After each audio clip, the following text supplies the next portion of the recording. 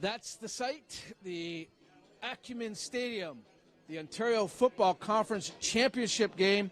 The London Beefeaters taking on the St. Clair Fratmen. Hello, everybody. My name is Dominic Papa. Welcome to We Digital's presentation of OFC football. Of course, the doctor of football, as always, with us, Beefeaters Quas, and no doubt about it, we have the two best teams in the OFC here tonight fighting for this championship and fighting for the right to host the Canadian Bowl in a couple of weeks.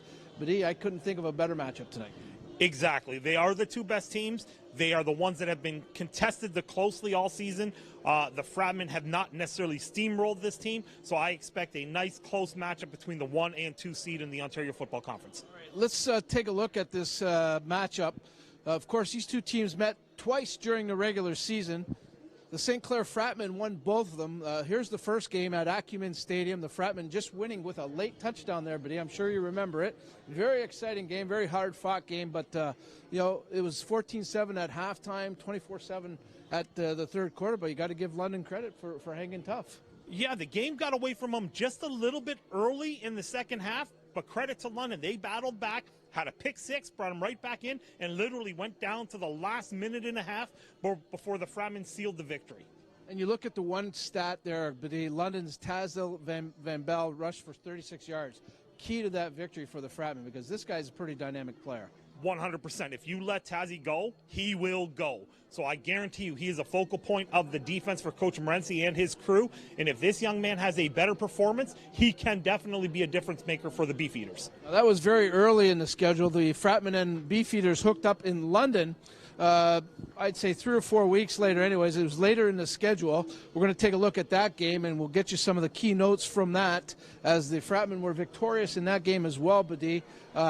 They took both games. Obviously, the 8-0 record gives you that, but let's take a look at that game in London if we can. Guys, bring it up for me.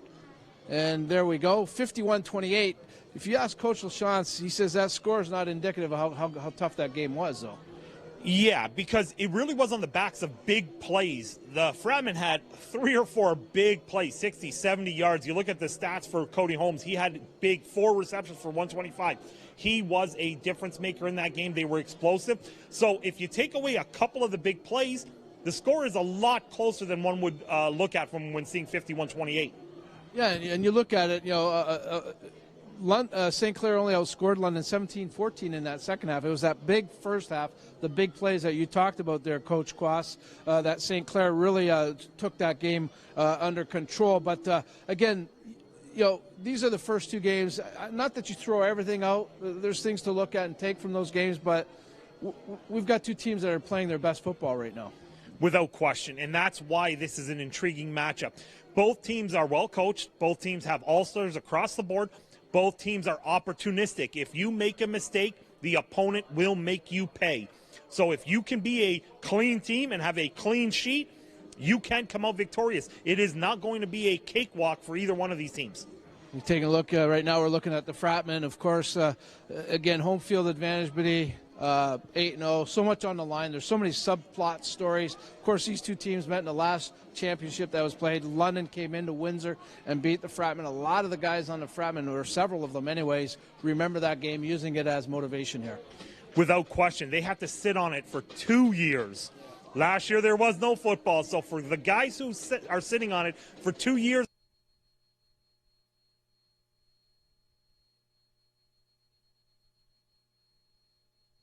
all parties to be eager to start this game, even though we're still moments away. It's going to be a dynamite game, no question about it. So that gives you a little insight as to what to look forward to here tonight when we do come back to the Acumen Stadium.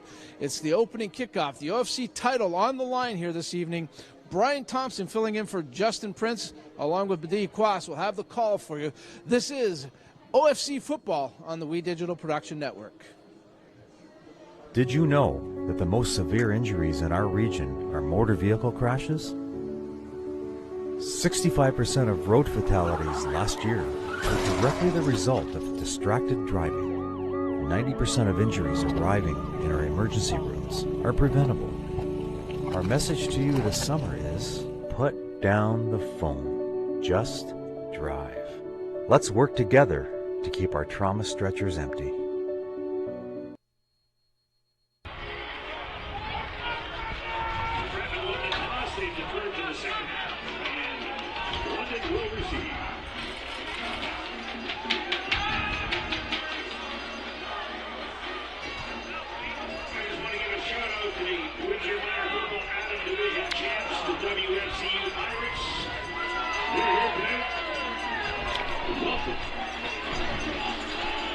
Welcome everyone here to St. Clair Fratmen football, the OFC championship game here at Acumen Stadium. Brian Thompson filling in here for Justin Prince along with Productoins.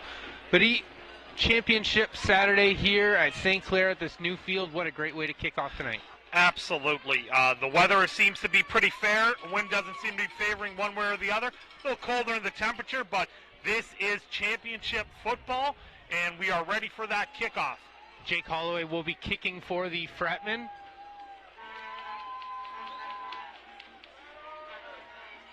Bit of a balmy night tonight. We're expecting a little bit of showers possibly later on, but we're hoping it's going to hold off. A big crowd here tonight. I'd say one of the biggest crowds we've had so far with the Fratmen. I would say so this year at this stadium, and of course it's a championship game between the two best teams in the conference, so it's much expected. And we're just getting the ball on to get ready to kick off this OFC championship game. Winner of this will be going possibly to the Canada Bowl. We'll keep you updated on the other scores from out of town. As here we go, Jake Holloway at the kick. Lands at about the 12, picked up. Good block outside, knee down. The referee's still allowing the play to go. Not down yet, about the 24. Yeah, we do have a flag on the play, and it did look like there was a push in the rear, at least from my vantage point, but this is all the way on the opposite side, so we'll wait for the official call, and you see the white hat there, and he will be presenting that call once we have it. We'll let you guys tune in and hear what that call is going to be as they conference.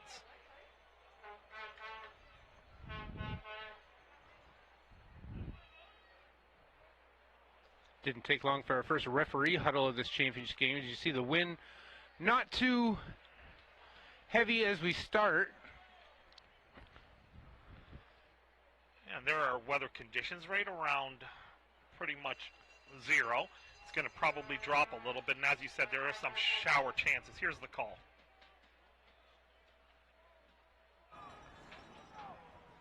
Unnecessary roughness, number 96 Green. 15-yard penalty. It'll be first down, London. Yeah, so it wasn't what I thought. It was an unnecessary roughness, which negates the good coverage, and it's going to set the Beefs up at around the 38-yard line for their first offensive possession. As you see our officiating crew, Brent Webster, Mike Reese, Trevor Hayes, Glenn Hill, John Dodson, Corey Cousins, and Kirk Hayes. So here we go. Clark McCallum will be back at center. I think they're throwing one of the players had a bit of an equipment malfunction. He threw something to the sidelines. So McCallum will start on the shotgun, first down.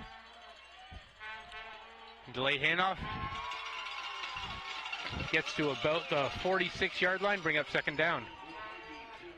And I suspect you're going to see a lot of that. That's Taz Van Bell, and he is their running back, and Tazzy's had a very, very good year. Second only probably to Jacob Savoni, and that's going to put the Beefeaters in what you want to be, that second down and short. So see McCallum dials up here. They send two receivers to his left.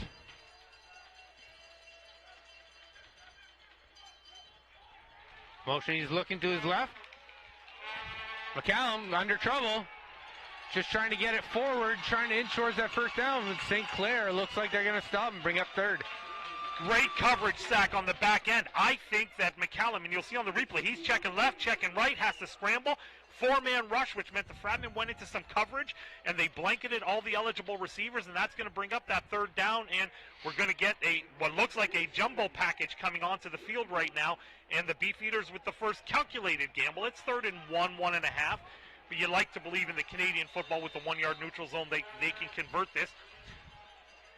This is a strong Beefeaters offense. Only 2 losses on the year, both, of course, to St. Clair. But this is a team that put up over 20 points both time on one of the better defenses in the OFC. Has a big third down here. Handoff up the middle. And should be more than enough for the first down, landing at about the 50-yard line. Yeah, it looks like he just got it, and they just wanted to go straight downhill with it. And here's the replay. Just an inside zone run.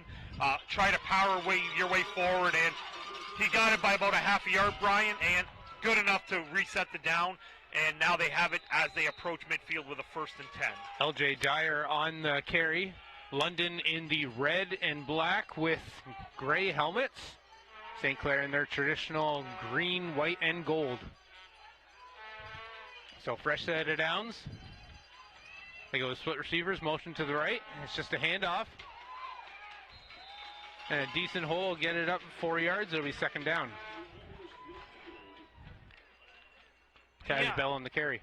And this is exactly the recipe that I think they want to do here. They're going to motion the slot receiver across, maybe execute a little bit of a wham block. They're going to try to give the ball to Taz Bell, and he's going to work his way up the right side and put themselves in a positive situation.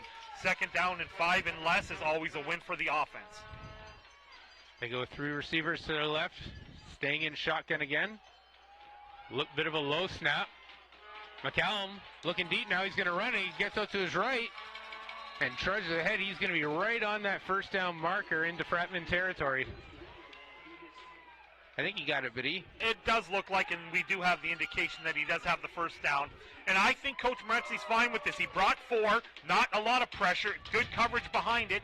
Now, McCallum's not much of a runner, but just enough to find the first down, and that's exactly what he has to do. He can't make that forced throw and get that turnover that the Fratmen defense has been thriving on. So continue. Go ahead. So the Beefeaters will continue their drive now into St. Clair territory on the 50.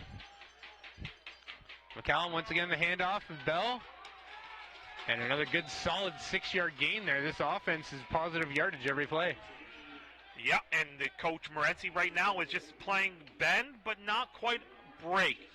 Not a tremendous amount of pressure early. He's going to let them have the underneath run. They're bound to make a mistake somewhere if they break that patience. But then again, 2nd and 5 and less is a great position to be in if you're the Beefeaters. St. Clair substituting Octavian Fania coming into the game now. As the 3rd, 2nd, and 5 of the game already for this Beefeaters team. We got a flag here. It looks to be offside on the Beefeaters. We'll see what the call is there. It was flown pretty quickly there. Yeah, I agree with you. It did look like the slot receiver at the top of the field had breached the line of scrimmage. But at least the indication maybe from the sideline, and we're going to get it, is going to be against the Frat. Offside. Number 20, St. Clair. 5-yard penalty will result in a first down, London. I had that the wrong way there with and maybe we'll get a good look here to see who jumped. And I don't see a single Fratman there. I'm going to be a little critical on that one. That replay clearly showed that it looked like it was the receiver who was off. Not so much a defensive player, unless they were lined up offside, but it didn't look like that from our camera crew. That was a pretty good angle from our crew. So fresh set of downs now for McCallum on the 40-yard line. Takes 2 receivers to his right. And just a handoff up the middle. And a fumble on the play, picked up by the Fratmen.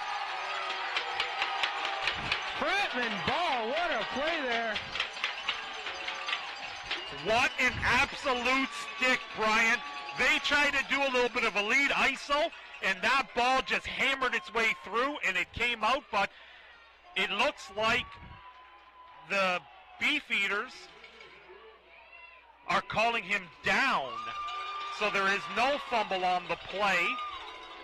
And I can't tell from our angle because there were bodies in the way, and the referees are indeed calling that down, which means it's going to be 2nd and 9.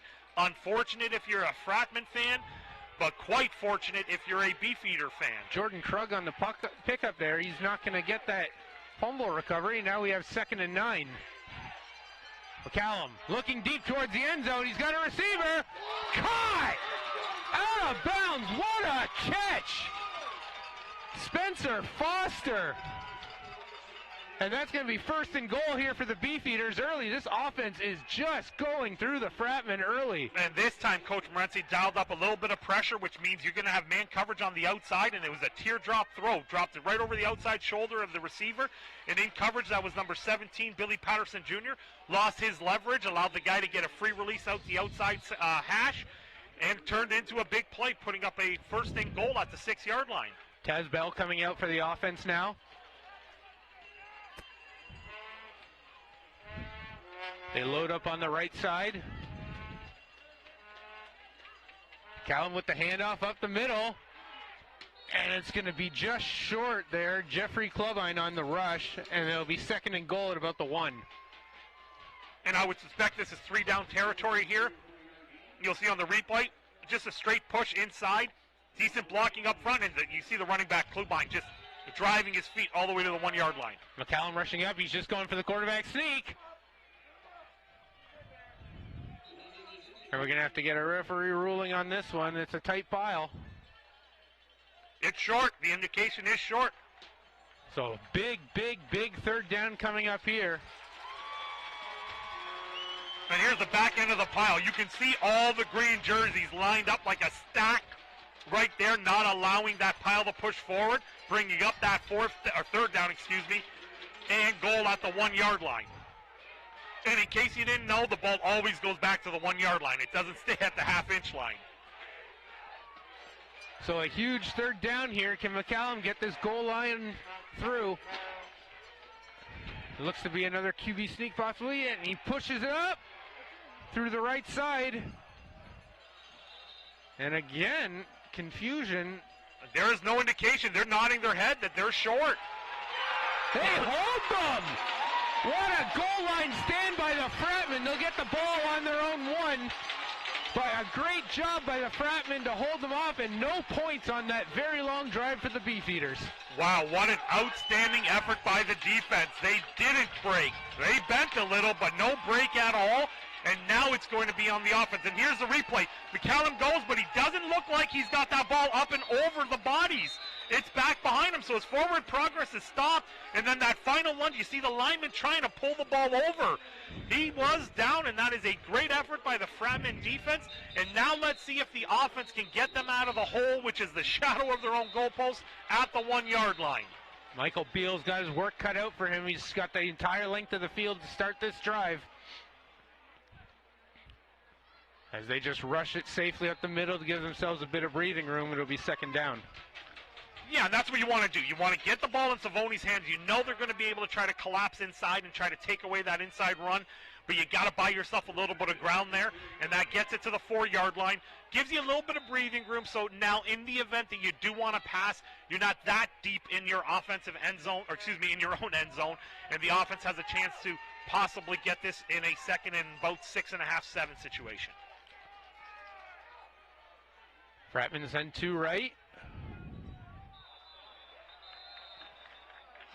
Yeah, Better I've been wrong there. so far, but it looked like a Beefeater actually made contact with an offensive person for the Fratmen, so that looks like it's going to be a free 5 yards, but let's get the call. Offside. Number 42, London, 5-yard penalty, still 2nd down.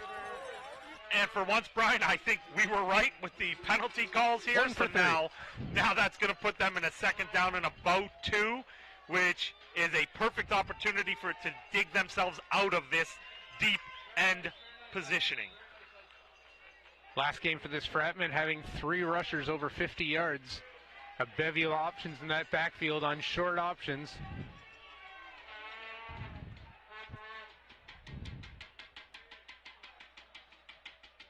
Beal yet again with a handoff.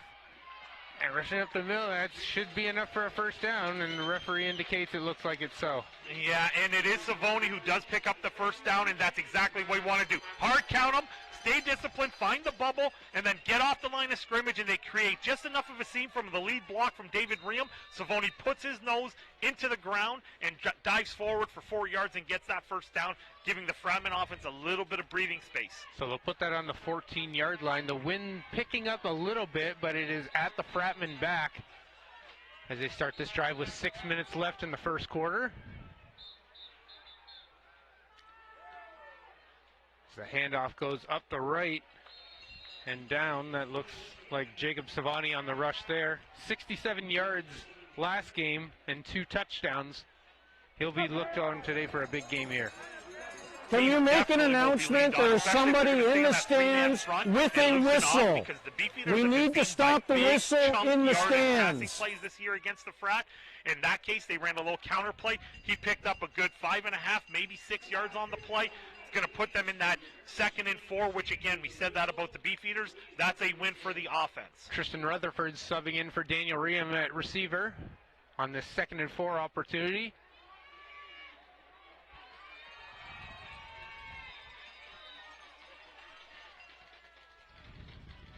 Field goal under center. Another handoff up the middle, more than enough for a first down as it lands right on that 30-yard line. Already a second first down for the Fratmen. Yeah, and from a coaching standpoint, if I'm seeing what I'm seeing, and Coach LaChance must be seeing it, Coach Rice must be seeing it, there are natural bubbles in that defensive force unit right now because they only have 3 down linemen and they're playing more of a shell coverage because they do not want to get beat over the top. And those chunk yardage in the first quarter, which would be 4 or 5 yards, could turn into, and you see Jacob Savoni, he led the conference with 932, easily could have eclipsed 1,000 yards if he played 4 quarters in most of the games. Single back motion. Beal throws up the middle, tipped and kicked off. Beefeaters on the tip plays by number 54, Toby Gavani. And the Beefeaters will take over inside Fratmen territory. What happened here? Yeah, and it was the linebacker. It looked like it was number 40 who got his hands up and he tipped it, and there you go. Tip drill right away. So number 40 linebacker Nick Samus got his hands up on the ball, and in this case, the tip drill. DBs love that. Ball, turn and go. So now we have a turnover on each side. Turnover on downs and this interception here, and the Beefeaters have a chance to get up and get on the board early in this first quarter of the OFC final. Nick Samus on the tip there, so Clark McCallum and the Beefeaters offense right back on the field with great position. They send through right, and they just a simple handoff there. I believe that's Taz Bell. It was actually number 34, L.J. Dyer. Oh, Dyer. And he barely got to the line of scrimmage, and you'll see on the replay, good penetration inside, and that was Jordan Crew who got his hands on him first, and nothing doing as the linebackers converged on there, and Connor Sykes cleaned up the mess. That brings up a big 2nd and 10 here. Crowd starting to get into this one. They have 3 left there.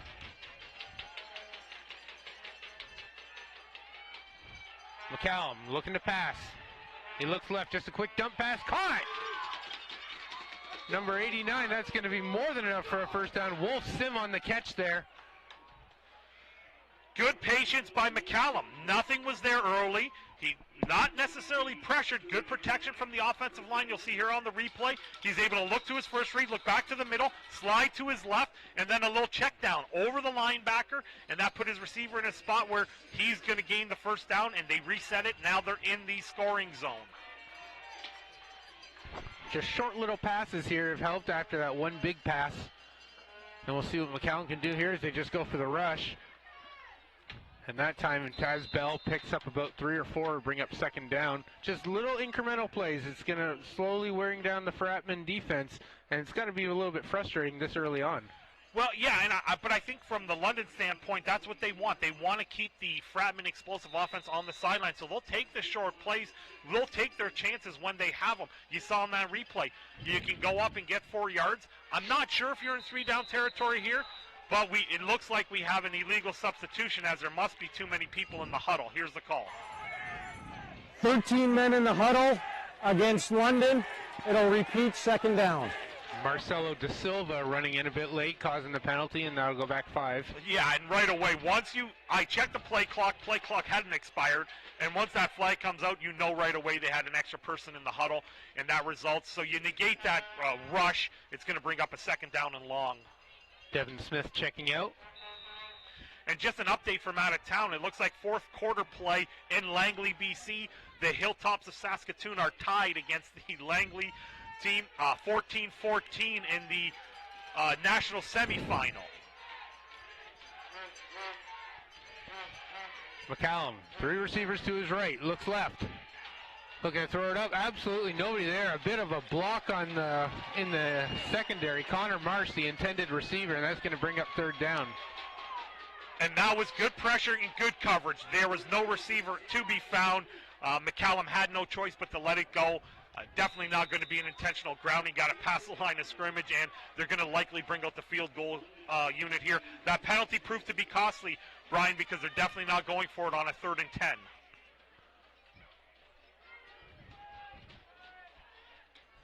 And as you see, Coach Morency was a little happy with that defensive stand. A little bit of last-minute instructions, but Leo Centeno, listed as the kicker, will not be in for this kick. Looks to be Matthew Stackhouse from 34, and that is well short. It's going to be returned here for the Frat. And Dante Lewis can manage to get a couple yards up. Good job by the Fratmen there. And the second drive, no points for this Beefeaters offense.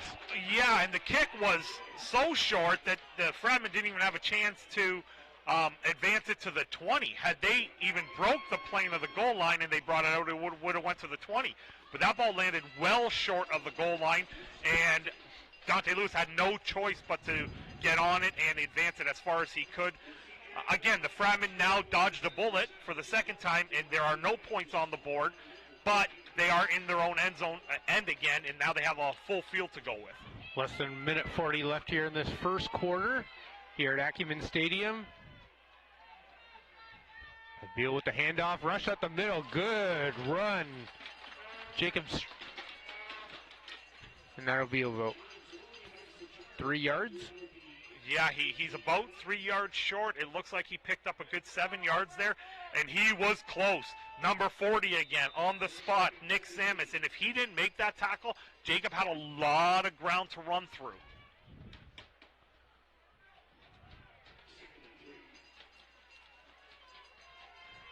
So we hit 1 minute left here.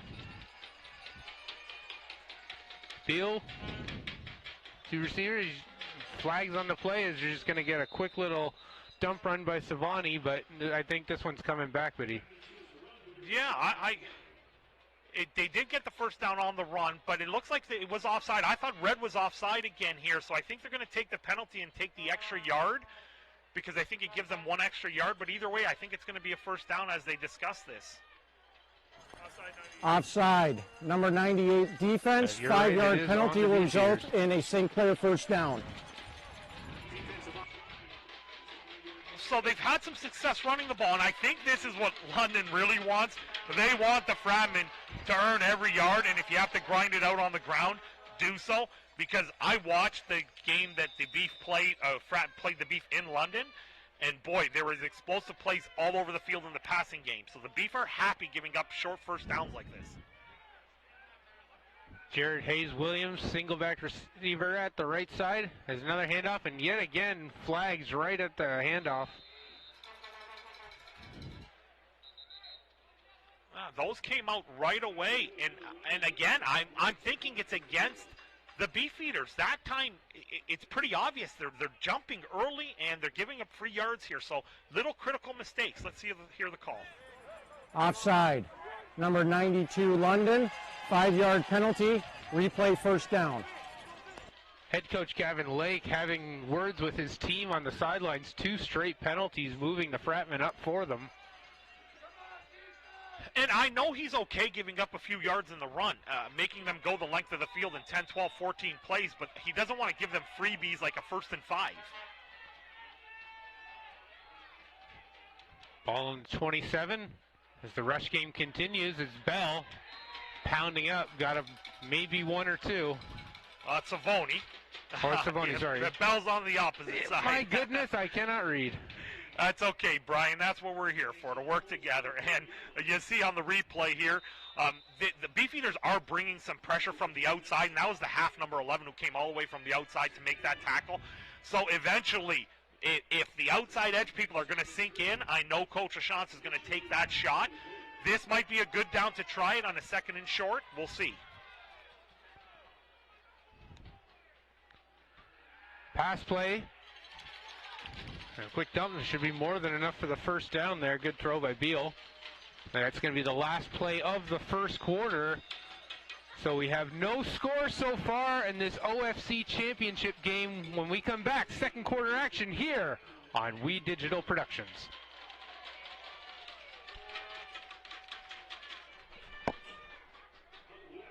Did you know that the most severe injuries in our region are motor vehicle crashes? 65% of road fatalities last year were directly the result of distracted driving.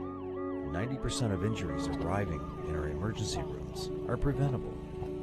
Our message to you this summer is put down the phone. Just drive. Let's work together to keep our trauma stretchers empty. Welcome back here to second quarter action. OFC title game. Brian Thompson along with Productoins. No score here so far. St. Clair Fratmen, the London Beefeaters, looking to punch a berth to Canada Bowl. As Michael Beal to fresh set of downs, looks to his right, throw. And that's complete. Jared Hayes-Williams on the reception. That'll bring up second down. Yeah, and as I was doing my prep for the week, I'm watching a couple of the games that they had played earlier in the year, especially later in the season as the Beefeaters played. Their halfbacks and their corners are bailing. And Michael Beal can have these little hooks for 7-8 yards. If you get it out on time, it's relatively harmless. He has a strong enough arm to get it. It's going to bring up second down and about 6, so it's manageable. Cody Holmes checking into the left as they give another handoff up the middle. That's going to draw some positive yardage. We'll be very close to a first down. Yeah, and again, a patient run. He's just going to pound that rock inside, and this looks awfully close. If it's not a first down, as you see here, the lead block comes in, and Savoni just keeps driving his feet, spins off the first tackler, and rolls forward for what appears to be about a 5.5-yard gain, because he's maybe a half-yard short here as it's third and less than a yard. St. Clair sticking with the rush game most today, but they've got 3 receivers out. And it's just a simple push up the middle. Should be more than enough for the first down. Yeah, and the luxury of having such a big athletic quarterback, Michael Beal he's huge. And when he can just lean behind the conference lineman of the year, number 69, Jennings, is your center, and he's going to get off the ball and create some push. All he's got to do is follow him. Jennings just buried the nose guard, pancaked him. We see that in the replay. Excellent block by the conference lineman of the year. He has been phenomenal for his whole career. I've been so impressed with how Jennings has played. Well deserving of his conference lineman of the year. So another fresh set of downs here with the Fratmen. They have not had the ball in Beefeater territory yet. As it is yet another rush.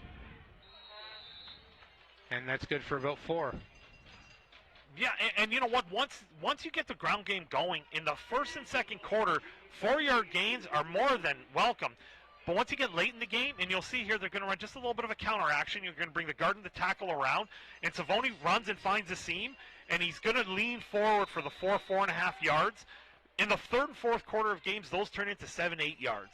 And if they can get up early and grind out the clock, that's a recipe for championship play. But the Beefeaters are not giving up the big one yet. Dante Lewis in the game now. He's got flags and just a deep throw to absolutely nobody there by Beal, throwing it away. We'll see what these flags are. Oh, we got an offside again from the Beefeaters. I'm confident again this time that the Beefeaters were lined up offside. And this is going to give them a second down and short. And there's the indication. We'll get the official call as he turns his mic on. Offside. Number 8 and 56. And I believe they called it on number 56, and that is the Defensive Player of the Year, Jordan Fletcher. That young man, he's a wrecker in the backfield. He likes to get off. He's mistiming his jump, and that gives the Fratmen a chance to get into that second and short. And the way they've been running the ball, they've been converting these with relative ease. Third offside on this drive alone by the Beefeaters gives the Fratmen good chance right at midfield, and they do push through for another first down, their first time inside Beefeater territory. Again, I love that play because Jennings is a beast. Beal smart. He says, I'm going to go behind my horse, and I'm just going to push forward, and off to the races we go. He fell forward for 4.5 yards on a sneak. Good on them to just go tap and go, and you don't need much more help than your all-star line behind your all-star quarterback. Fans keeping warm here and masked up at Acumen Stadium for this championship game. As they go with 2 receivers to the right.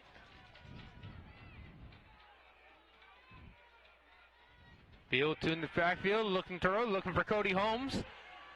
And he tosses it up middle, and incomplete. Good attempt there for Dante Lewis, but the ball just tipped, and that's going to bring up second down. And they tried to hit a home run with Cody Holmes. They tried a little pump and go to the quarterback's left, and Beal had to double clutch. And then he surveyed the field. You'll see here on the replay, he had an idea who he wanted to go to. He didn't see the pump, couldn't get the go, checked back, and saw over the middle of the field. Just maybe a fraction behind his receiver, which allowed the safety to come over and break up that pass. However, a nice effort to stretch the field. Solid block there by London Dawson, too, of the Fratmen. See what the drop here for second down. They go with four receivers, and the referee going, and we look like we have a timeout to the Fratmen.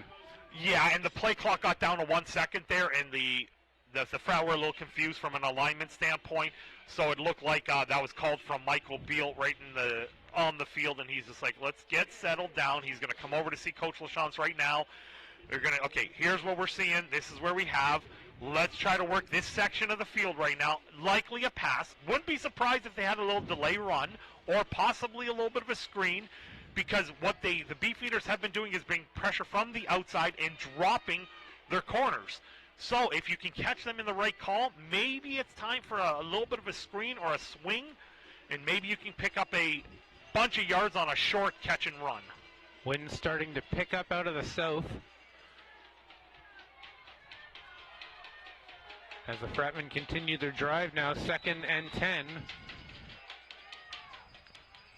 Two in the backfield. Once again, they'll be able to throw. He looks deep downfield and tipped. Oh, no! Is that intercepted? Yes, the Beefeaters. Oh, my goodness. What? Tipped on the play and then fumble. How do you keep up with two plays like that? And it is Fratmen football. Wow. But we do have a flag on the play, Brian, so we're going to have to wait to see. We definitely had a drop, tip, interception, forced fumble, recovered by the Frat. So if they keep this possession here, that will be a first down. But we have to see what the call on the field is with the flag. And so here we see Michael Beal, and he has them. The shot you wanted, the big play, and Dante Lewis, it looks like he just comes right off his shoulder pad and bang right into, and who is that? That's McRoberts. This man has had a tremendous year. Cody McRoberts, he had a pick six in the matchup here last time. He is Johnny on the spot. But this is a huge turn of events from being a pick to maintaining possession. Now we got to hammer out the field. Now, the penalty looked like it was against the Beef after the interception. So it looks like, at least from my understanding, the play will stand as a fumble. Here's the call.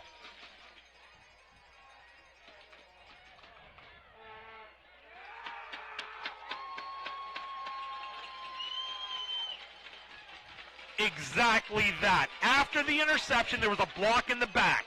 So that penalty is going to be declined because you don't want to turn over the ball, and you end up with a fresh set of downs at the 26-yard line. So the Fratmen get the ball right back with a turnover of their own from their offense, nonetheless. By any means necessary, as Beal gets the ball on his 20 to start, and his handoff to Savoni. That'll draw about 5 yards. Man, he makes such a natural cut in the hole. He presses the hole so beautifully and then finds those extra few yards. It's the reason why he's the conference offensive player of the year. He knifes through, and then he makes that subtle cut to his right. His feet absolutely perfect. And I would suspect that this might be down territory, considering you're second down and 3. Kyle Jennings doing a good job bringing open the lane there on the Fratmen line. They're looking at Savoni here, the referees. Appears to be possibly a issue with his elbow, they're saying. No, that indication is blood, Brian, when he says that, so he has to come off. If he has an open cut, so all they got to do is they got to clean it up, put a Band-Aid on. They will give you 2 minutes for a blood timeout. If not, you can substitute in. So they can get the trainer there, they can tape that thing up, they can cover it up, but you cannot have, obviously, safety is going to come first. They will give you a moment to give it. Now, you only get about, I think it's around 2 minutes. Once it's patched up, he can go back in. If you can't get it done in those first couple minutes, you have to substitute out. Either way, they're tending to him right now on the sideline. and we are going to have him probably return because the referees are allowing for that bandage work from the sideline. And we have a final. We have a final from Langley. The Langley team has defeated Saskatoon 17-14. So we now know one of the combatants for the Canadian Bowl. Langley will have to travel to Ontario in 2 weeks' time. Will it be here at Acumen Field or will it be in London? The winner of this game will host Langley in the Canadian Bowl final. Any viewers from Langley tuning in to see your competition, welcome. You got a dandy on hand, no score, but the Fratmen driving. First trip into the red zone as they throw it deep. Incomplete. Fans calling for interference. I don't know if they're going to get that call there. Cody Holmes, the attempted receiver for the Fratmen. Yeah, they're not going to get that call, and the ball was a fraction underthrown. Cody Holmes had that over the top. That had to go to the back sideline corner. It did not, and Cody Holmes tried to fight back underneath, but he was just in too good of an outside leverage position to make that play, and we're going to bring in the all-star kicker, and here's the replay. There's a little bit of pressure picked up by the Fratmen. Michael's going to throw the ball, and as you see as it comes into the screen, it's just inside and slightly underthrown, and now we're going to have a field goal attempt from the all-conference punter and kicker, Jake Holloway. Jake Holloway, 26 yards he's looking at. Kick is up and more than enough. So the Fratmen get the first points on the board with 9:13 remaining here in the second quarter. They lead the London Beefeaters 3-0. And we do apologize to our fans. We might be having some on-the-field mic issues with our referee. So I will try to guide us through it as we get those calls. The hand signals are pretty clear, so I think I know most of them, Brian, so we can keep everyone attuned to what's going on if there are any infractions. And here is the standings for the regular season, Brian. It's 8-0, the Fratmen, one of their best seasons ever. And of course, those two losses for the Beefeaters, both coming at the hands of the Fratmen. It was 29-22 earlier in that September meeting, and then St. Clair putting up a 50-burger, 51 points, beating London 51-28 in London back in October. But two different teams once you get to this point of the year. Yeah, and I will say this, after watching the last game they played, the second half of the game was a little bit of a different story. The Beefeaters played a lot better in the second half of that game up in London in early October. So they're carrying a little bit of that momentum into this final. Drew Lawrence back to return for the Beefeaters. As he kick it off. Ball running pass is going to be picked up and downed. Not a good return there at all for the Beefeaters as number 31, Drew Lawrence, looks to be in a bit of pain getting up.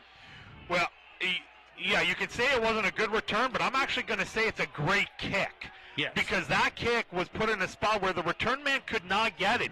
And it's a live ball. If that ball actually bounced towards the Fratmen rather than towards the end zone, there was an opportunity for them to possibly even recover that. It's an onside kick.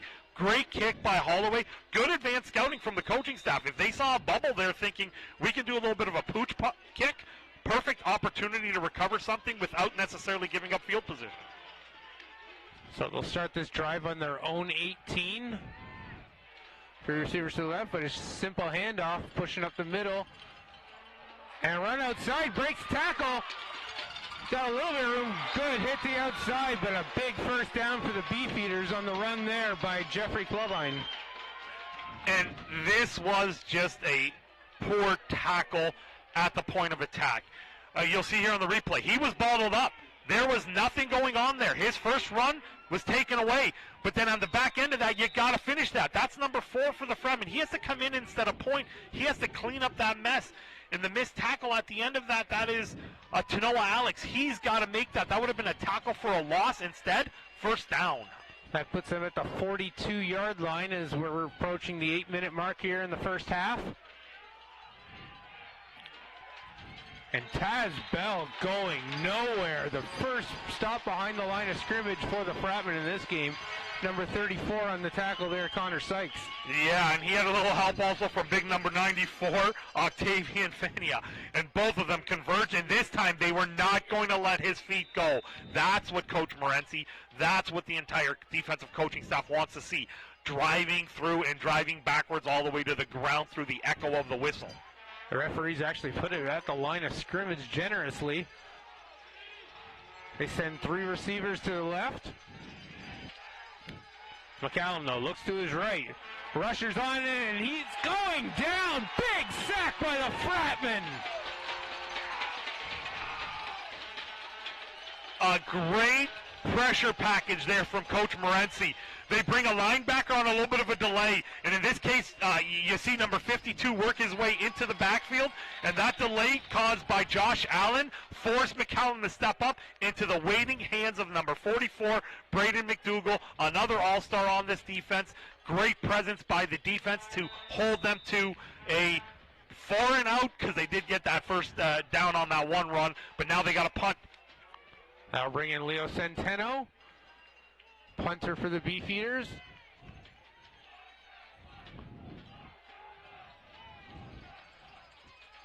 Cody Holmes back with Dante Lewis on their own 35. We're going to have a delay of game. There are zeros on the play clock, and they're going to get 5 yards more, and here is the call. And yeah, that is a 5-yard penalty. Penalties are just killing the Beefeaters so far this first half. They've taken, 4 or 5 5-yarders, and they did take that block in the back on the interception, which didn't matter because they gave it up on a fumble anyway. So Centeno will go back a little bit further for this punt. Send the low one down. Okay, so we're going to have a no yards. Clearly, the ball was bouncing around. It didn't matter who it hit because the Beefeaters on such a poor kick were in that 5-yard no-go neutral zone. So you're going to get a 5-yard walk up. Here's the call. And no yards is any indication. And there's the 5-yard, which is going to put it pretty much just to the midfield area. And the Fratmen are going to have great starting field position for this drive to see if they can get a little bit of breathing ground and get a major on the board before this half ends. Not counting that double turnover, this is the best field position the Fratmen have had so far to start a drive. Starting on their own midfield line. Beal, 2 receivers to his left. Handoff going nowhere. Actually, it's probably a loss of 1 on the play there. Tackled by Cody McRoberts. Yeah, and I had a conversation with Coach LaChance. I was impressed. Cody McRoberts, the both times I saw him, he's coming from outside in, and he is unblocked at this point. He's just sitting for the waiting arms, and he does get into the backfield and does cause a tackle for no gain in essence, as it's going to bring up 2nd and long. We'll see if this Fratmen offense, which can put up a lot of points, is going to try and stretch out the Beefeaters. They send 2 receivers to the left. Once again, a handoff, though, and rush up the middle. And push through. It's going to be just short of that first down, but a great run. I believe that's Savoni again on the run. It is, and it's going to bring up a 3rd down in about 3.5 yards. I'm based on that play call, and here you'll see on the replay, they're just running straight power. Bring a fullback, they bring an extra offensive line in the backfield. If you're going to run it on 3rd down, 2nd down and 10, I suspect it's because you're going to go for it, and the Fratmen are lined up to go for it. Jaden Caston pushing that defensive line back for the Fratmen. You're right, we are in 3-down territory. Field trying to draw them offside. And it looks like they're going to let the play clock go. Yeah, they were trying it. They went to the line of scrimmage. And not a bad effort simply because we've already seen the Beefeaters jump offside, 3 or 4 times already, giving the Fratmen a free 5 yards. Good discipline from the Beefeaters, but now it's time to play field position. The Beefeaters haven't been pinned very, very deep in their own end yet, so it's imperative you go ahead and pin them here. You got the all-star punter. Maybe find a coffin corner, drive this ball to one of the sidelines, and turn it over out of bounds.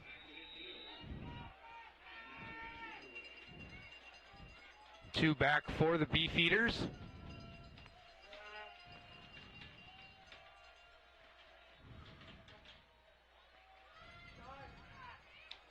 They rush the punter, but can't get to him as the ball will be returned on the 20. But good job getting wrapped up there. 96 on the tackle. Caleb O'Leary. And London with 5 minutes will try and get some points for this half ends. A little too close for comfort here. There was a lot of red jerseys in front of that ball there. And Cody McRoberts, if I'm not mistaken, I think he's got his hands on 4 punts this year. That's a huge number. He was the special teams player coverage guy of the year. He's phenomenal. Fratmen have the return specialist in Dante Lewis, but McRoberts' block kicks a little too close for my comfort there, and I know the special teams coaches are going to be looking at that. They got to shore up that punt cover team. 5 receiver set here for McCallum. But he opts for just a handoff, and they push up for about 3 yards. And that'll bring up second down.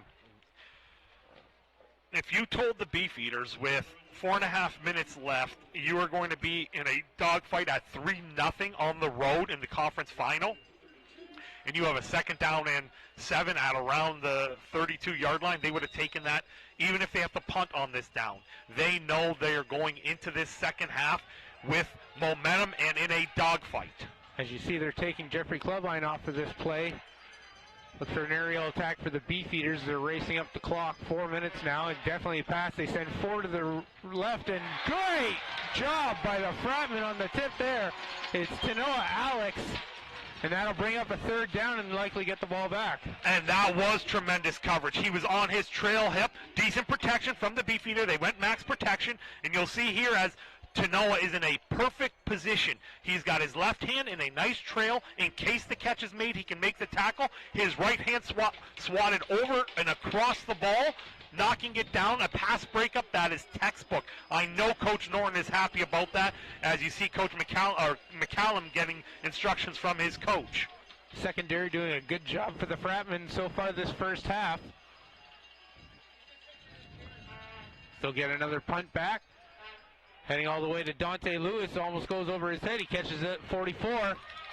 Waits for his blocks, rushes up the middle, and goes head first onto about the 54-yard line, but they will start the ball for the first time inside Beefeaters territory with 3:40 remaining. I'm not a special teams guru by any stretch of the imagination, but one of the things I always try to emphasize more so than anything is catch the ball in the air. Dante Lewis makes an absolutely brilliant over-the-shoulder catch, and because he does that, he can gather himself, and he picks up about 15 yards on the return. There's a reason why he's the return specialist of the year in the conference.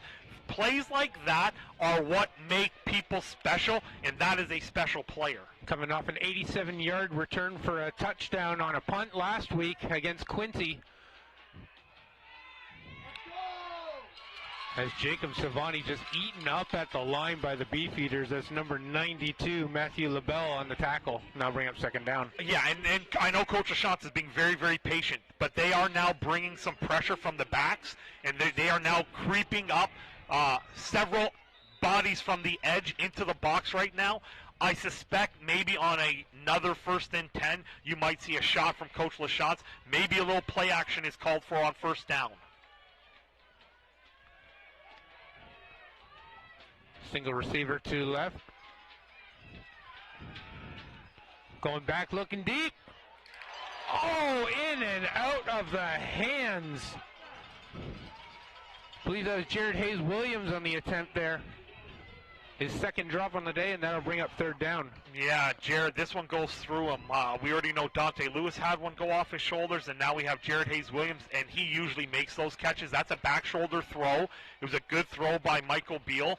And I think this young man is an all-star as well. He has made those catches repeatedly all year long. I know he's capable of doing that. He's more upset with himself than anyone else could be. I know he wanted that one. But here we go, another kick here, and the Beef got awfully close the last time. I'd like to see the little bit more protection here. Nick McKenzie and Drew Lawrence back for the Beefeaters, as we're just under 3 minutes remaining here in this first half of the championship game of the OFC.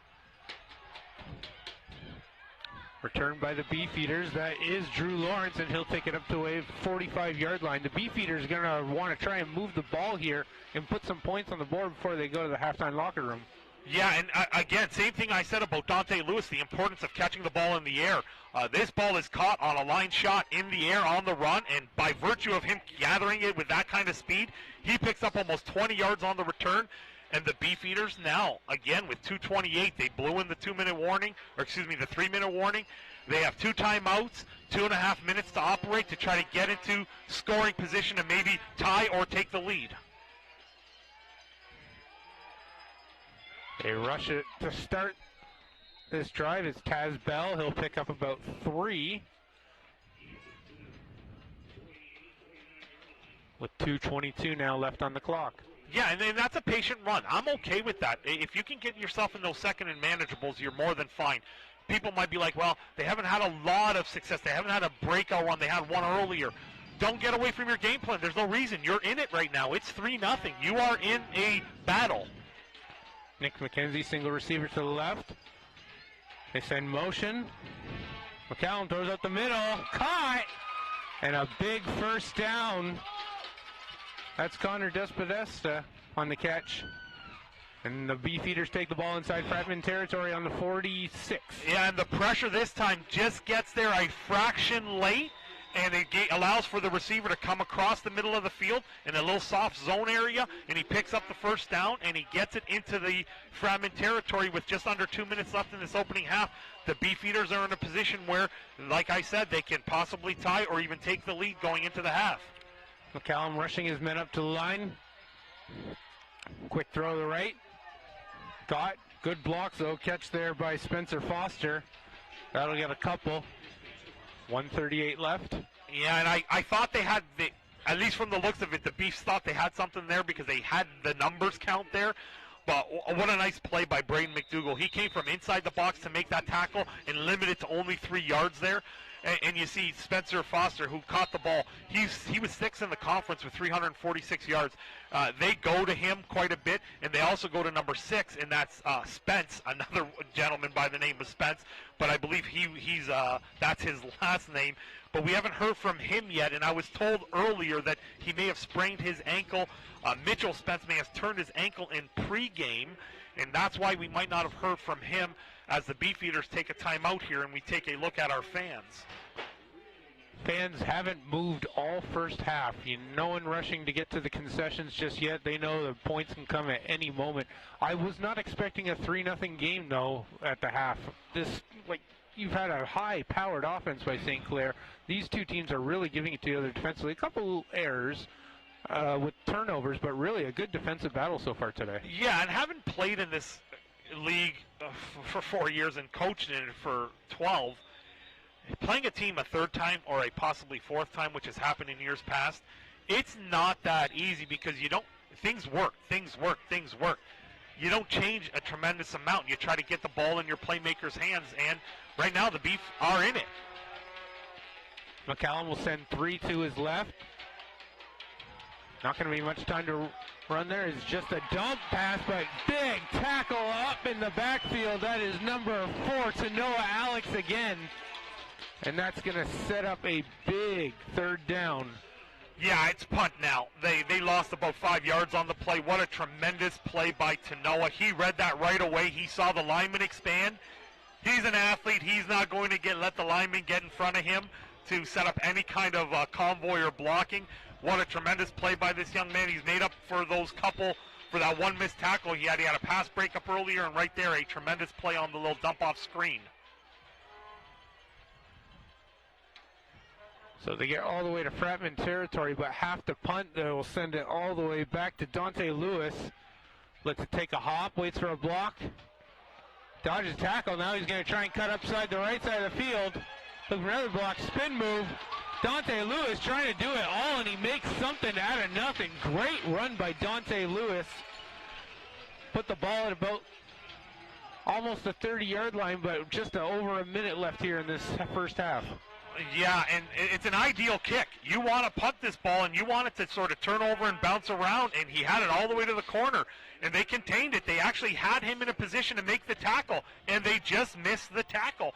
So Dante Lewis does what he does best, becomes an athlete, and he turns it up the field. He should have been tackled at around the 12, 13-yard line. He actually runs about 40 yards, but he actually gains about 14 net and puts the ball at the 27-yard line. So good on him to make some more plays, and that's why he is the player of the year in the return game. They don't count the horizontal lines, unfortunately. No, but he got them out of their own end zone, and that's a really good play as you see the injured player helped under his own power. Number 82 for the Beefeaters returning to the sideline. So Beal will try to open it up here with 1 minute left. Handoff to Savoni, absolutely going nowhere. That's number 40, Nick Samus, on the tackle there for the Beefeaters. Yeah, and that was somebody from the edge, number 92, who was able to come off the high side and make the initial contact right off the get-go. Or, excuse me, that's 56, it looks like, and that is your Defensive Player of the Year. You can't not block a player that talented. Again, they went to the counter play on that first down, trying to catch a seam for Savoni, to no avail.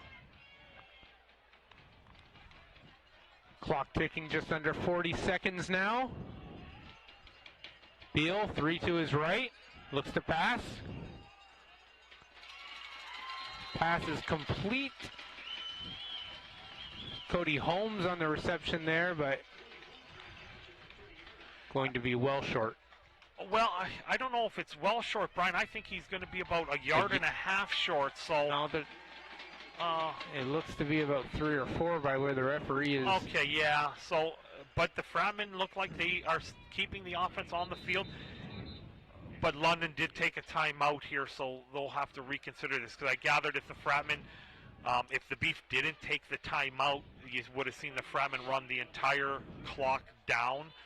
But they're going to save it, and here comes the punt team. So I was going to say, what would you even call on your own 34-yard line with this little time left? Well, I think if the Beef were content with just letting this run out, they probably would have went down there and then called their final timeout with 2 seconds left, and then maybe punted to make it the last play. But now the Beefeaters with a half-decent return might get a Hail Mary or possibly even a long field goal attempt. They have the opportunity now that they're forcing the punt if you don't get a great punt off. Anthony Garib coming in now for the Beefeaters is one of the 2 returners.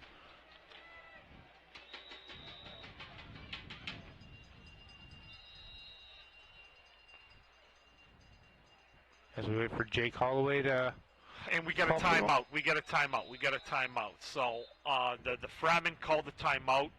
It looked like Coach LaChance and Coach Norton were on the sideline. They just want to shore up their protection on this ensuing punt. So they're going to bring over the unit, talk to them, make sure. I'm confident they're not setting up any kind of fake here. I just think they want to make sure this is not blocked. As I alluded to earlier, Brian, the Beefeaters have had success blocking kicks. I don't think that Beefeaters care if they even rough the kicker on this. I think they're going headbent and going after this right now.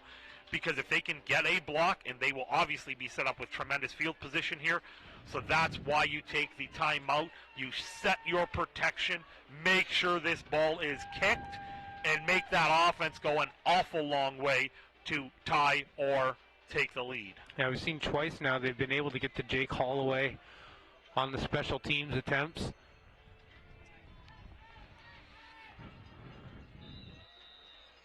Set 4 back on the line of scrimmage for extra protection. You're right here. It's Holloway, a nice high spiral. Caught at the 38 by the Beefeaters. They rush up left, get about 5 yards with 10 seconds remaining here in the first half. Yeah, and that's why you call the timeout. You make sure. Now, it didn't look like the Beefeaters actually brought some heat. They just went with a 4-man rush, and that allowed Holloway to put a really good kick on it and negate any kind of return because that had some good hang time, and the coverage unit was pretty good. I think he picked up about 8 yards on the return here, which puts them in a, like, if you can get a big play on first, you might hurry up to try the Hail Mary, but I suspect you're not going to try anything too daring this at this point in the field. They empty out the backfield. And just a quick toss to the sideline. They will rule it complete. Almost irrelevant if first down at this point. We've got time for maybe one play left.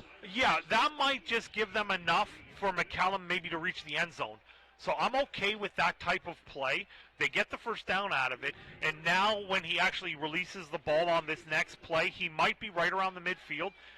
If there is any wind, I think he has a little bit of help here, Brian. So maybe the whole purpose of that is we're going to allow him to try to get one over the top on this play with a Hail Mary type. He's got 54 yards to get into the end zone. McCallum empties it out, rolls out to the right, just looks, throws it deep, and almost intercepted by the Fratmen, but nothing happening there. A very low-scoring first half of this defensive battle. I don't know how many were expecting it, but we are in for a dandy second half. This keeps up. The St. Clair Fratmen leading the London Beefeaters 3-0 here in the 2021 OFC Championship game on We Digital Productions. Did you know that the most severe injuries in our region are motor vehicle crashes? 65% of road fatalities last year were directly the result of distracted driving. 90% of injuries arriving in our emergency rooms are preventable. Our message to you this summer is put down the phone. Just drive. Let's work together to keep our trauma stretchers empty.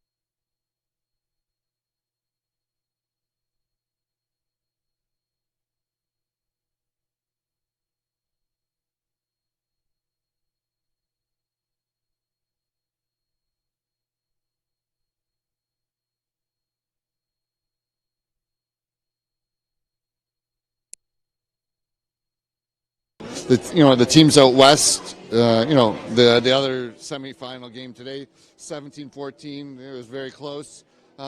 Saskatoon won't be winning a 7th championship in a row, but that's for sure. But tonight is another example of what this league is about.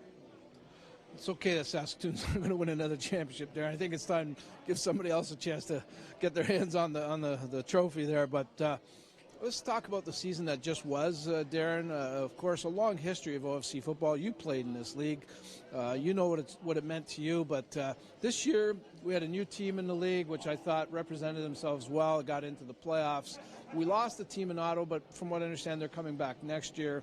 Overall, how would you rate the year? And coming back out of the pandemic had to be a challenge. Oh, exactly. The fact that we're playing football here in November, 5 months ago, it was anybody's guess if we'd be playing football in November. So we have to consider it a success. And we had a hiccup with the Hamilton team. They had a little bit of an outbreak early in the season, but all the teams handled themselves well. And we followed the safety protocols. The teams worked with their local health authorities, and the season's been a success. And it's culminating in a fantastic championship game tonight. There's a lot of success to talk about.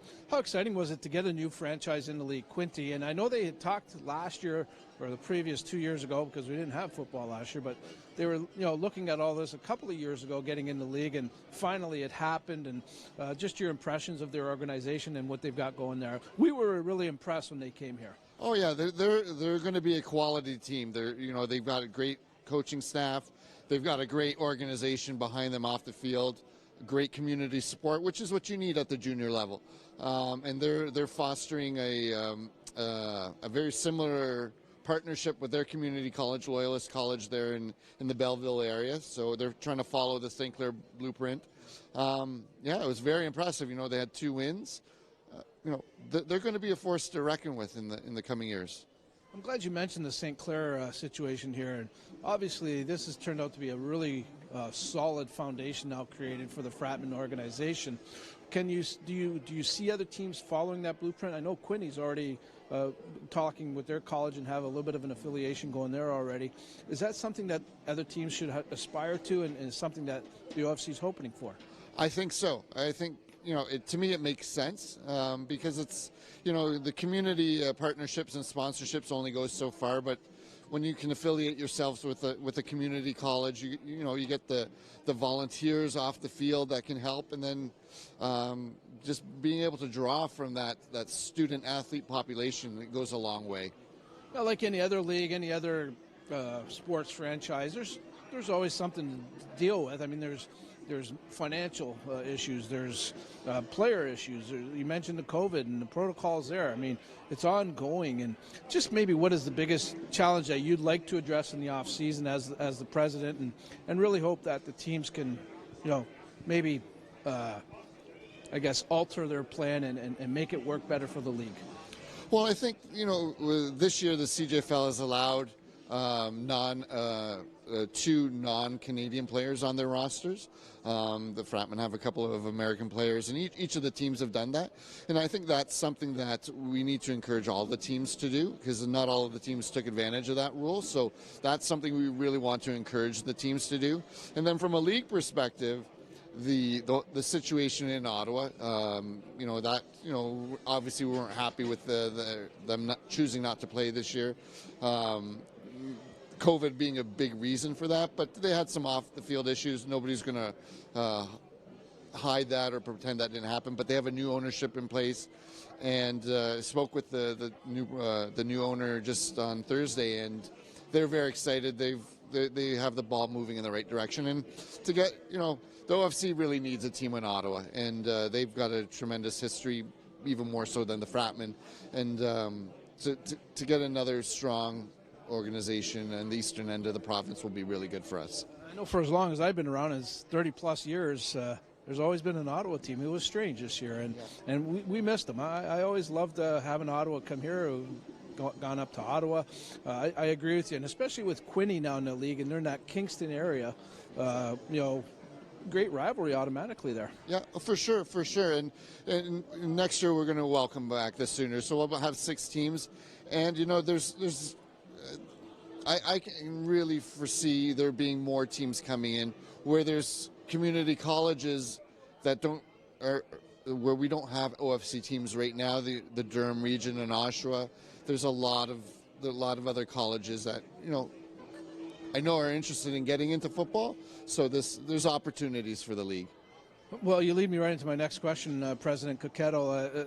The expansion, is that still the hopes of the league? And I know there's always been a little bit of talk about a team maybe in Guelph, and you probably can't go into too much detail because it's ongoing talks, and we don't want to, put anything in jeopardy with this interview. But can you at least tell us if there are some other cities that are looking at the OFC? I do know there is another team, but because of confidentiality reasons, I can't divulge that. But we're always looking for quality teams. We want to make sure that a team is going to be viable. So we had a failed attempt there with the Niagara Raiders the last few years. There was good intentions, but we need to make sure that a new entry into the OFC is going to be here for the long haul. We don't want a team coming in for 2 or 3 years and not doing well. What seems to be coming, I don't want to say mandatory, but certainly it's become a very important element to the league is a broadcast. We're fortunate here to have the We Digital thing going with St. Clair. I know London does a decent job with their broadcast. Have you had talks with the teams about that? And can you see something coming together there where if you want to be part of the OFC, we've got to have some video? Oh, for sure. The conferences, excuse me, out west, they do a great job with the web streaming, and you guys have pioneered it here in Ontario. London's, like you said, is doing a great job too, and we're encouraging the other teams. It comes down to resources, and you have to have that sponsorship. And again, another reason why we feel that the teams really need to try to work with their community colleges, and I think that would be one of the benefits of forming those partnerships.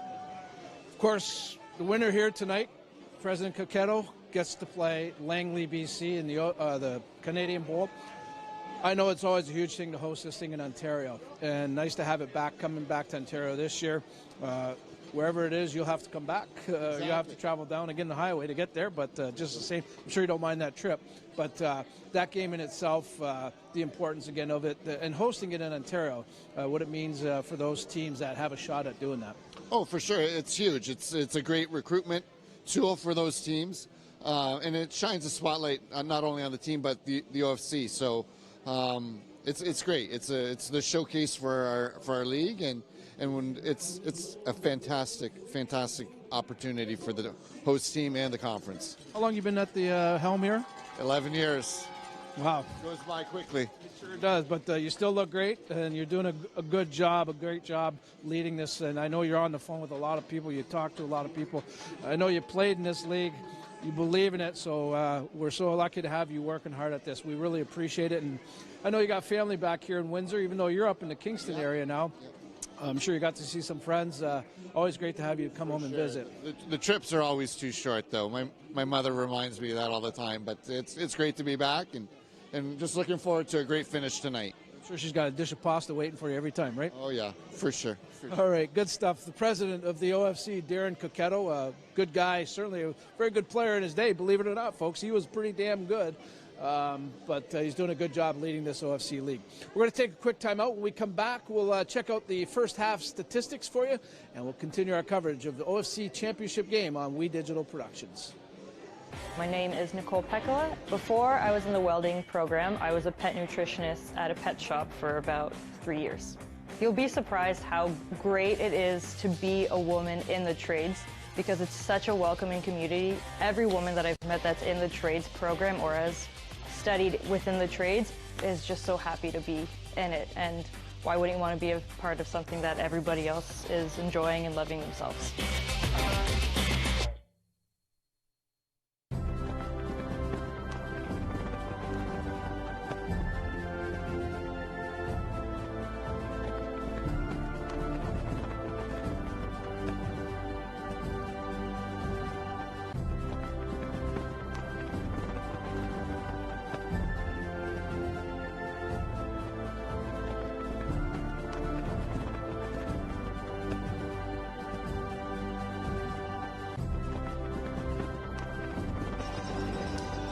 Welcome back to Acumen Stadium. We'll continue on with our halftime report. The St. Clair Fratmen leading the London Beefeaters 3-0 in this OFC championship game. Of course, we just heard from the president of the OFC, a lot of good stuff happening with the league, and we hope that continues. tremendous game here tonight. Boy, it's been back and forth defensively. Both defenses have dominated the offenses so far here tonight. Let's take a look at some of the numbers from that first half, and it'll indicate a lot of things. In the passing category, the Fratmen with 9 attempts, the Beefeaters with 10 attempts, completions. The Fratmen only 3 completions. Normally their passing game very strong. Michael Beal there, the OFC quarterback of the year, has had a tremendous year, but not so good so far tonight. London with 6 completions.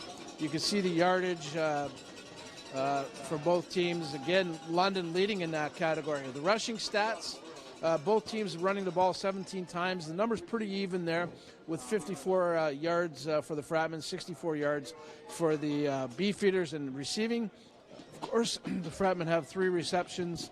The Beefeaters with 6 receptions for a total of 72 yards. The Fratmen with 18 yards.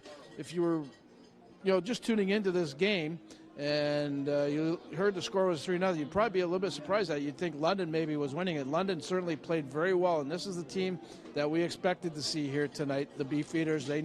We knew this was going to be a challenge, and you know what? This game's still very much up for grabs, being that it's only 3-0 here after the first half. Both teams have returned to the field, so we're just about set for the second half. We'll take a quick timeout. When we come back, it's the call of the second half. You're watching an OFC championship game on We Digital Productions.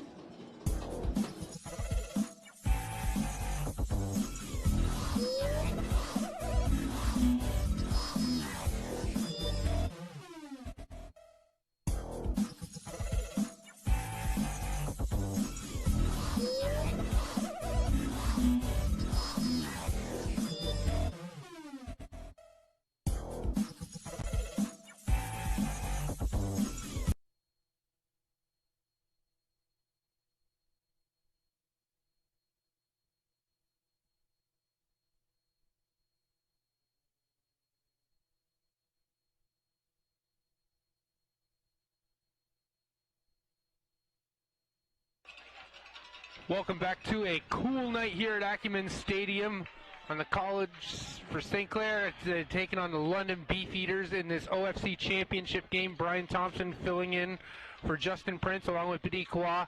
3-0, the London Beefeaters down to the St. Clair Fratmen with the trip to the Canadian Bowl on the line tonight. Biddy, your thoughts on the first half? A little surprised, like most, considering the Fratmen have been so explosive on offense. Not surprised that London is still in the game, but the fact that they were unable to get on the board with a major is a little surprising. That being said, it's nice to actually be in the middle of a game for half on our broadcast. The last couple have been complete blowouts, so now we're in for a dandy of a finish to the OFC final. The Fratmen will start the ball as they go with a squib kick down their side. Cody Holmes waiting for it. Picked up at the 22. And able to get about 5 yards on a play. The interesting play there by London, trying for a bit of trickery to start the second half. I think they just don't want to kick it into the air to the talented return men. And I'm okay with this. Let it bounce around. Because it doesn't bounce perfectly around all the time, it's going to take some time to corral it in, and it takes Cody Holmes a couple extra seconds to gather it, and that negates any kind of big return. Just fine if you're the Beefeaters. So Michael Beal will start on the 27-yard line with the Fratmen. As the wind's starting to pick up now, coming out of the west. Couldn't ask for much better weather tonight as they open with the pass, thrown up the left side. A little bit low, but caught a reception there by number 14, Marcus Cooper. That's going to be about 7 yards. And that has been there an awful lot. I'd like to see a little better throw. Michael does a great job of looking off the safety to make sure that it's no extra help comes into the box there. And the low throw results in only a 7-yard gain. If that was up in a nice, comfortable position where Marcus could maybe make a guy miss, could have been a bigger play. Ball spotted on the 34. Jacob Savoni in the backfield for the Fratmen. They go with 3 to the right. Beal once again to pass, looking towards sideline, overthrows his receiver. That'll bring up third down. Tristan Rutherford, intended receiver.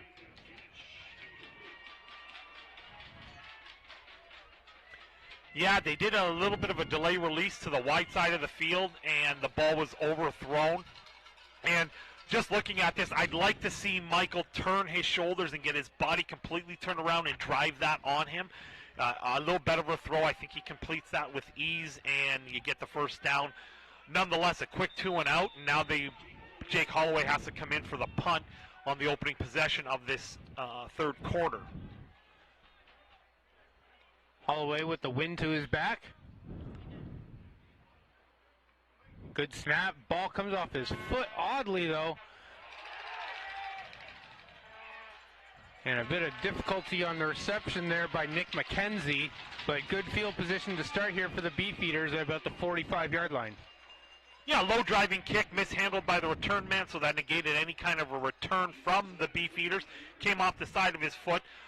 Not a bad net result, considering you weren't able to pick up any yards. But as you mentioned, Brian, the Beefeaters are going to have some pretty good field position to start their first drive of this second half. So Clark McCallum, who has not been able to find the end zone yet,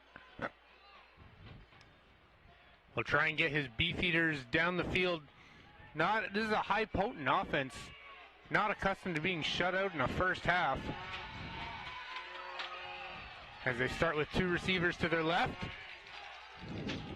Take the handoff, go with the pitch up the right side.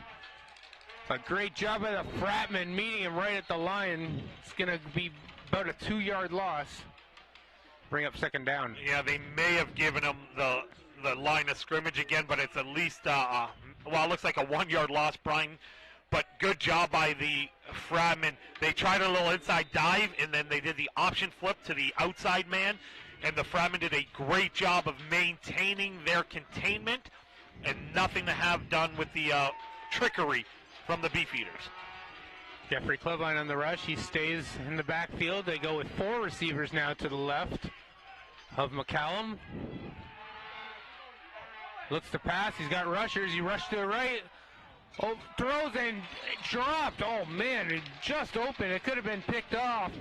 But it's Mitchell Spence on the drop, and that'll bring up third down. Yeah, and that's the first time we've mentioned his name. McCallum does a good job of eluding some of this pressure. He steps up into the pocket. He does see a flash in his face from Connor Sykes, and he takes a hit. He gets the ball off. This has to be caught. Even though it's slightly behind him, the quarterback is scrambling, and you have to come up with a play for your quarterback there. And I know Spence is a little upset that he didn't get that, but now you see a quick 2 and out from the Beefeaters in their first possession of the second half. Fratman doing a good job getting off the field quickly as they send Cody Holmes into the backfield. Line drive. And picked up, good run there. And Lewis tries to break free. He's going to be downed at about the 43-yard line. Yeah, and if 81 didn't make that tackle, Dante Lewis had something brewing there. What a tremendous play in the open field on a special teams tackle. And again, good job kicking away, not necessarily giving the return men a great chance because the ball's bouncing around. Dante almost made them pay. However, the Fratmen are set up with pretty good field position. So we're starting to see these teams airing it out a little bit more to start the second half, see if that trend continues. 3 receivers to the left of Beal. He does look to pass, throw to the sideline. And good catch. And still up sideline. Great job by number 15, Jared Hayes-Williams. That's going to be close to the first down marker. And that's what you can take if the corners are going to bail, if you can get it out to him quickly. Jared Hayes-Williams is talented enough to make a bunch of people miss, and that is indeed what happened. And he was able to pick up, despite absorbing that big hit, he was able to pick up that 10 yards and give the Fratmen a first down near the midfield stripe. So ball close to the center line here. 11:05 remaining in this third quarter of this big title game. A trip to the Canadian Bowl on the line here. As they go with the rush, but met up at the line. What a big tackle by Mo Kadri. That'll be a loss of 1. Yeah, if I'm not mistaken, if my memory serves me correct, Mo Kadri is a local product. I think he's from this area here. Even if my memory does serve me, it might even be Kennedy High School. Nonetheless, a nice tackle in the backfield, initiated the contact, negating any kind of long run maybe Fratmen looks like they picked up 1 yard there. Well, good job by the Clippers. It's 2nd and 9. 3 back, they go pass, looking up the sidelines again, it is caught. Hayes Williams, his second reception this drive, and once again making a cut, bringing the ball down to the 35-yard line. Here come the Fratmen offense. And as I suspected, maybe throw the ball a little bit on first down. They're loading up the box, trying to take away the run, and if you can get these mismatches outside, these big, tall, athletic receivers can make plays, and you get Cody Holmes throwing an extra block in there, freeing up for 4 or 5 more yards. The Fratmen need to get consecutive plays like that to get rolling and get this offense on schedule. They load up the left side once again, pass to right. They're looking for Hayes Williams again, but overthrown. They were looking for that corner. Now bring up 2nd down. Good attempt. Just a little bit long there. Yeah, and in this case scenario, he just overthrew his man. I don't mind the effort. You're taking that shot. Worst case scenario, that's incomplete. But maybe at the 35-yard line, you're thinking this is 3-down territory, which is why maybe you took that shot on this down. If you can try to get 5 to 7, if not convert the first down here, you'll likely go for it. I don't know if they'll try this long of a field goal right now. But nonetheless, I like the aggressiveness from the play calling from Coach Schloss right now. 5 receivers out, single back is Savoni, and they hand off to Savoni. He powers up the middle, but runs right into a tackle. And that's number 40 again. That is Nick Samus, I believe, who made that tackle, and we're just looking at that and saying, oh, Savoni looked like he had a ton more ground there. You see the little pump fake to the outside with the little delayed draw. The rushers get themselves out of their run lanes, and you come into the play, and actually, no, it's not. It was McRoberts who made the play. That's not a surprise. We called his name a lot tonight. He is a talent. So a big 3rd down here. They're going for it. Savoni in the backfield. 3 receivers to the right.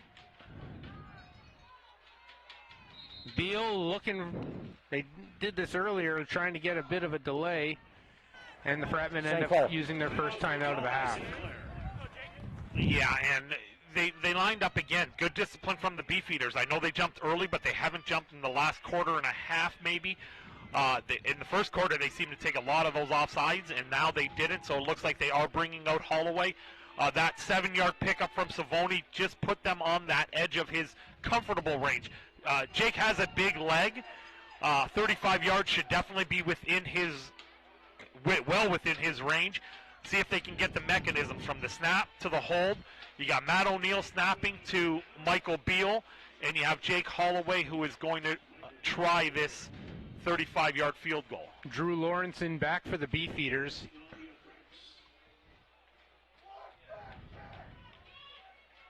As they wait for the referee's signal to get this snap off. 35-yard field goal here attempt by Jake Holloway. Kick goes up, and it's wide left. Returned out to about the 11-yard line, so just wide to the left. It wasn't the wind. And it remains 3-0 Fratmen. Yeah, he just corkscrewed this one just a little bit, and that little side spin on it forced it to miss. This ball will go out to the 20 on the missed field goal. Once they get it out past the goal line in Canada, it advances to the 20.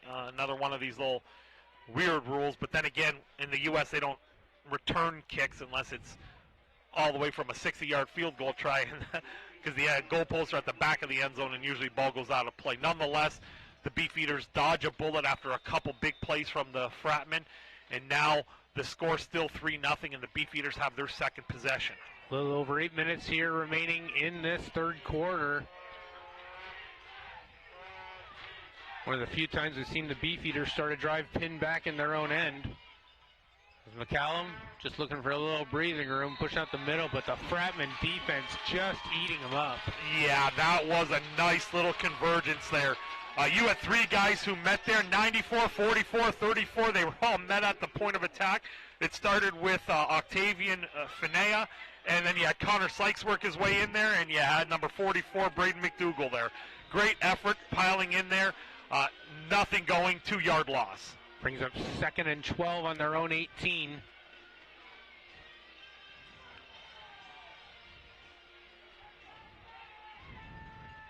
Empty backfield.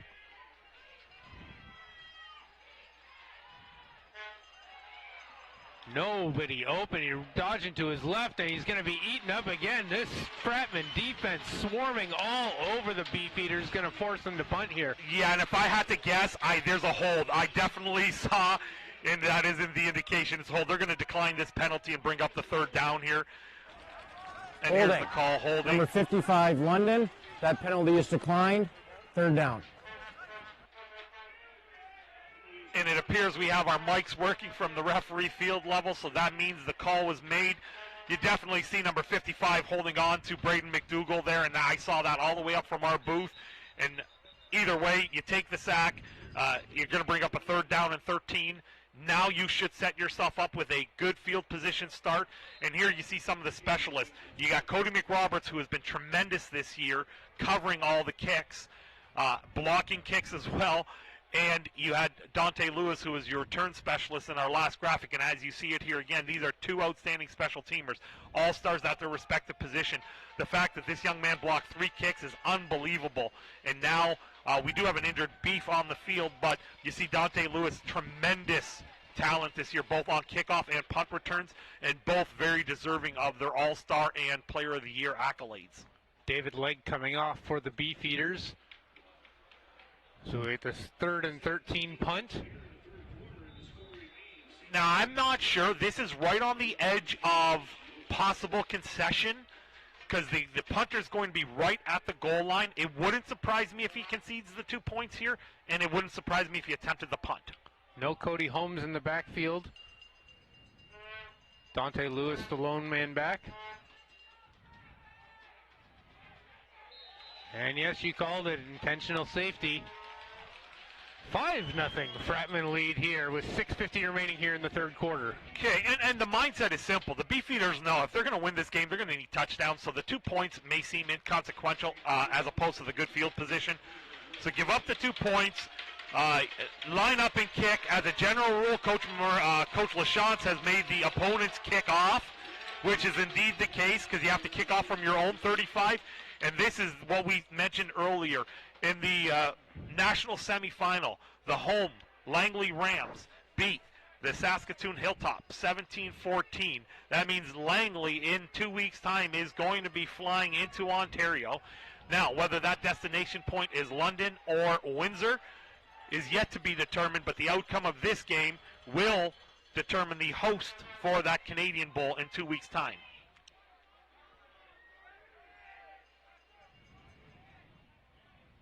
So the Beefeaters will kick it back to the Fratmen.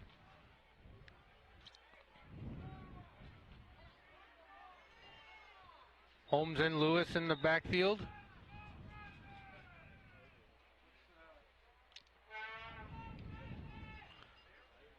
Line drive kick, and it's going to go all the way back. Cody Holmes having to chase it all the way back to his own 12. Decides to cut up the field, getting chased down. Good block. But nowhere else for Holmes to go. He's going to settle down at about the 14-yard line. So good job there by the Beefeaters if field position really was the battle. A tremendous job here. A calculated risk from Coach Lachance. He knows his return men are special, but the risk backfires here because the ball is not kicked deep enough to catch in the air, and because it takes that favorable bounce for the Beefeaters, Cody Holmes has to field that at his own 13-yard line.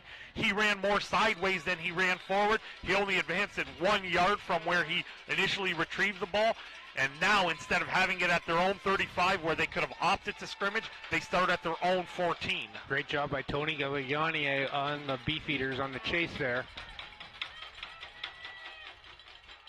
As Savoni runs right into the line, maybe a pickup of 1. It's going to bring up 2nd down.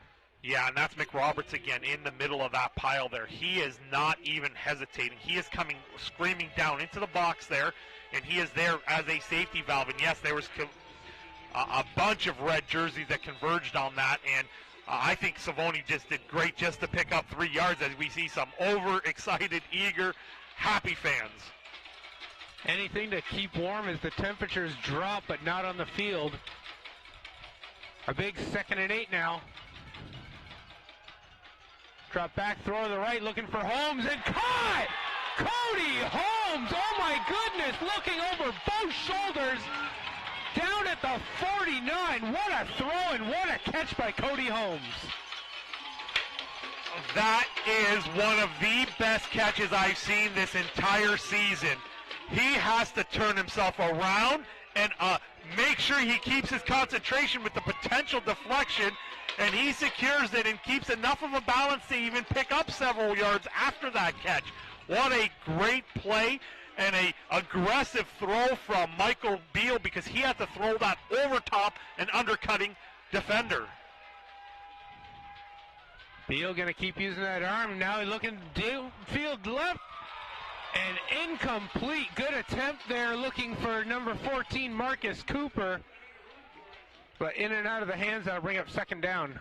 Yeah, in this coverage here, what they are simply doing is they're keeping a safety over the top there. If this ball is just thrown a little bit more to the outside, I think he has a better chance. Good job defending the play. Marcus had his hands on it, but it was contested the entire way. It would have been a tough grab. I know he would have loved to make a big play for his teammates right there. Dante McPhail of the Beefeaters on the breakup there. That brings up 2nd and 10 on their own 49 for the Fratmen. They send 3 to the left. Michael Beal single back. Drops back to pass, throws up the middle, tipped and intercepted. Jarrett Hicks rushing up. It's picking up fumble. Are they ruling him down though? And yes, it is still Beefeaters' ball. Almost had a 2nd double turnover of the game.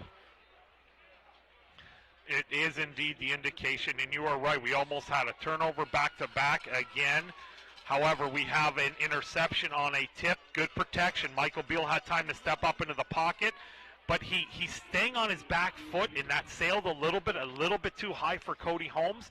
And the tip drill, once again, in effect, as the Beefeaters give up the safety, and in the end up with pretty good field position to get their next possession started as they start at the 51-yard line on their side of the field. 2nd interception of the day for this Beefeaters defense. They will start on the 51.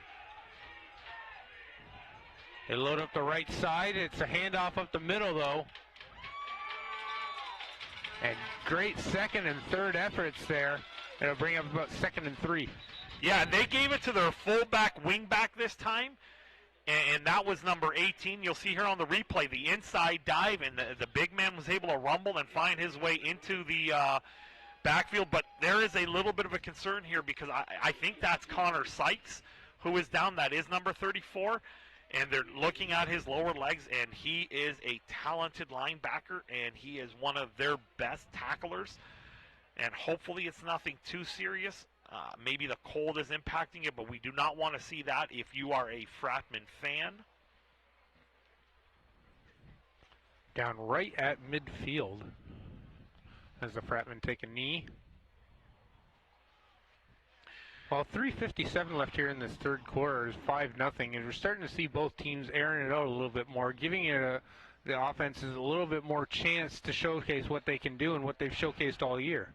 No question. I just think the way the defenses have been taking away the run and negating most of the run, and it's nice to see that Connor Sykes is able to get up under his own power. Maybe you see the big brace on his left leg, and here's a look at your players of the year on offense. You have your offensive line all-star, and you have your defensive line, Jordan Fletcher, who hasn't necessarily got the pressure with those 8 sacks that we see on the season. And I know I've talked about Kyle Jennings. He's been an absolute horse inside. Kyle Jennings creating lanes today. Clock under 4 minutes remaining here in this 3rd quarter. The Beefeaters desperate to get on the board. As they do the fake, rush up the right side. It's going to be a 1st down. Good job on the fake. Yeah, and it looked like they brought in number 10. So that is not the McCallum. That is Devin Smith, who he must be their sort of running option at quarterback. And it looks like he's staying in the game. And I don't know if that's because McCallum is hurt or this is part of their game plan to change up the tempo and maybe go with a running type quarterback rather than a passing quarterback. But we did not see much of him at all in the first 2 games, at least not pure as in a quarterback lined up in the backfield. So Devin Smith is the handoff, but barely to the line of scrimmage. Good job tackle there by number 59, Jaden Caston. That'll bring up second down. Yeah, Tazzy Bell took the back end of this one here. He got the ball, but he was met right away, and he had no room to work with as the offensive line was driven into the backfield there, bringing up a second down and 10. And we do see McCallum back in the field of play right now on what looks like an obvious passing down. Time not a concern just yet, but you do want to get on the board when you're deep in territory. McCallum looking to throw out the middle, throws up high and caught. It's going to be short, but a great catch there, number 39, Matthew Smith. Yeah, no, 89, I apologize. Yeah, and here's the replay. A good protection here. McCallum had a clean pocket. He was able to step up into the pocket and throw it and get it on his receiver. Who the receiver is indeed down still. It looked like he had his leg rolled up on the tackle from Alex Tanoa, and he can't really put much pressure on it. So you do see the training staff and a teammate helping him out to the sideline. But the offense has remained on the field.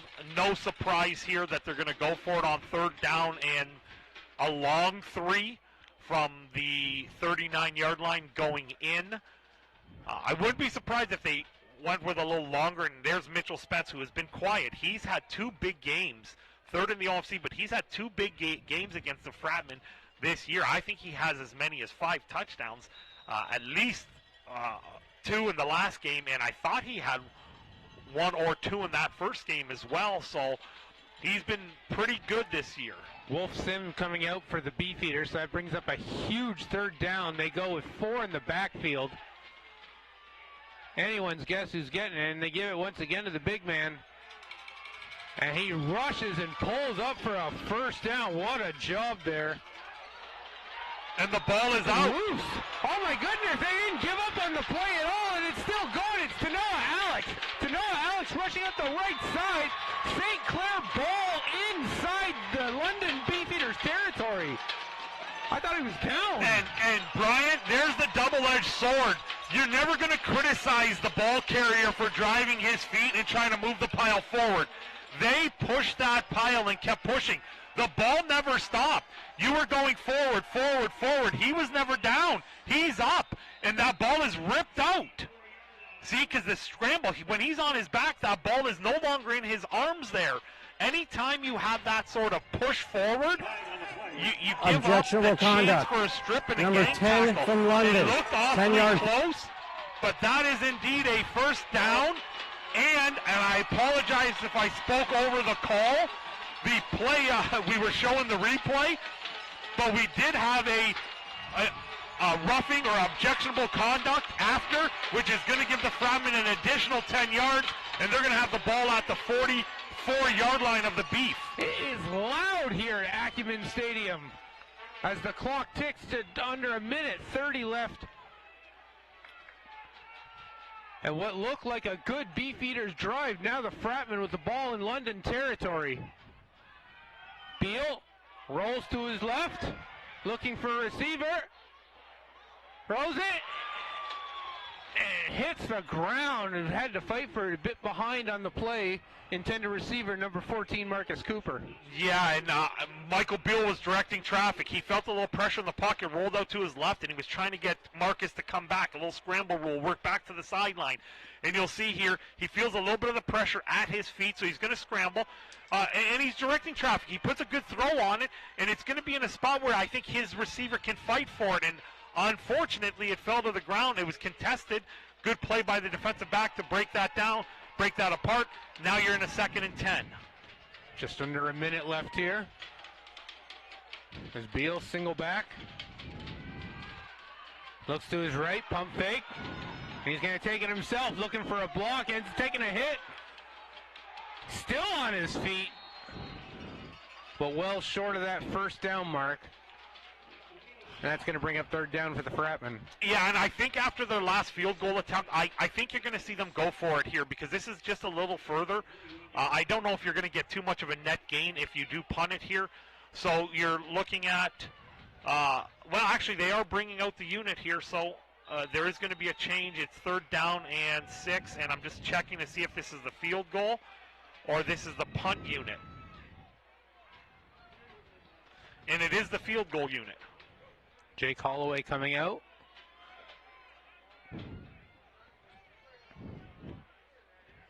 This would be 41 yards.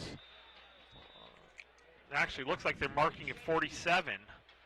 Brian? Oh, ball in the 41.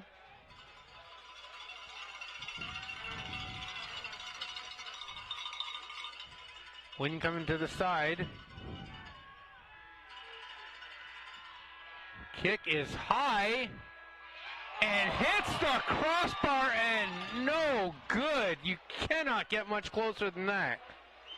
And the worst thing about that is if that ball doesn't hit the crossbar, it's going to roll into the end zone. Maybe you get the single point out of that. If it comes up underneath, whatever have you. But that ball hits that crossbar, it's a dead ball, and the Beefeaters are going to get that at the line of scrimmage, which was the 41-yard line. So they give up that field position. They give up that turnover with a missed field goal, and he had a good leg to it, but he was just short, and that's how the third quarter ends. So we change sides here. 5-0 St. Clair leads. You're watching the 2021 OFC Final on We Digital Productions. Did you know that the most severe injuries in our region are motor vehicle crashes? 65% of road fatalities last year were directly the result of distracted driving. 90% of injuries arriving in our emergency rooms are preventable. Our message to you this summer is put down the phone. Just drive. Let's work together to keep our trauma stretchers empty. Welcome back here to Acumen Stadium. As we begin the fourth and final quarter of this title game, the London Beefeaters down 5-0. We get a flag here on 1st and 10. We'll see what the call is on the field. Yeah, my eyes tell me it was an offside. They're signaling offside on the offense? Yeah, so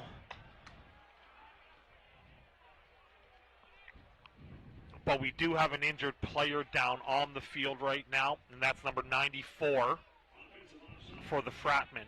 Octavian Fania, we've called his name a couple times today.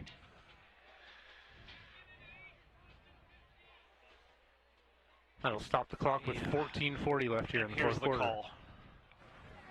Offside. Number 6, London. That penalty's declined. Second down. Yeah, so the options were going to be 1st and 15 or 2nd and 8. I'm more than okay with this call. 2nd and 8 is not an automatic converting type down, so I'm more than okay with declining the penalty. You're probably looking at an obvious passing situation, as you see. These are some of the offensive rookies of the year. We saw Craig Gonsalves from Quinty last week here, and he impressed me all season long.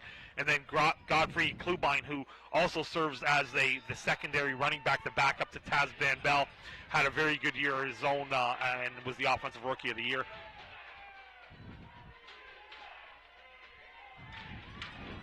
McCallum, empty backfield.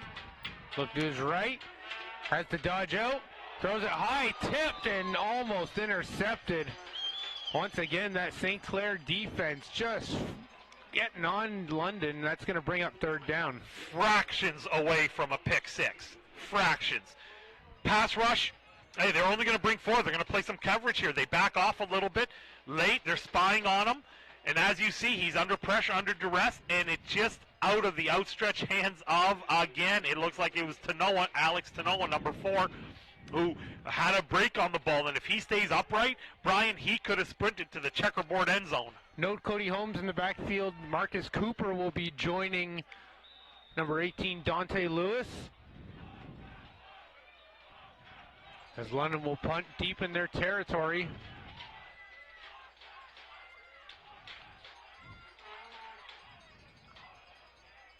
Just a liner that's going to roll out of bounds at about the 48-yard line. Good field position here for the Fratmen with 14:04 left in the fourth.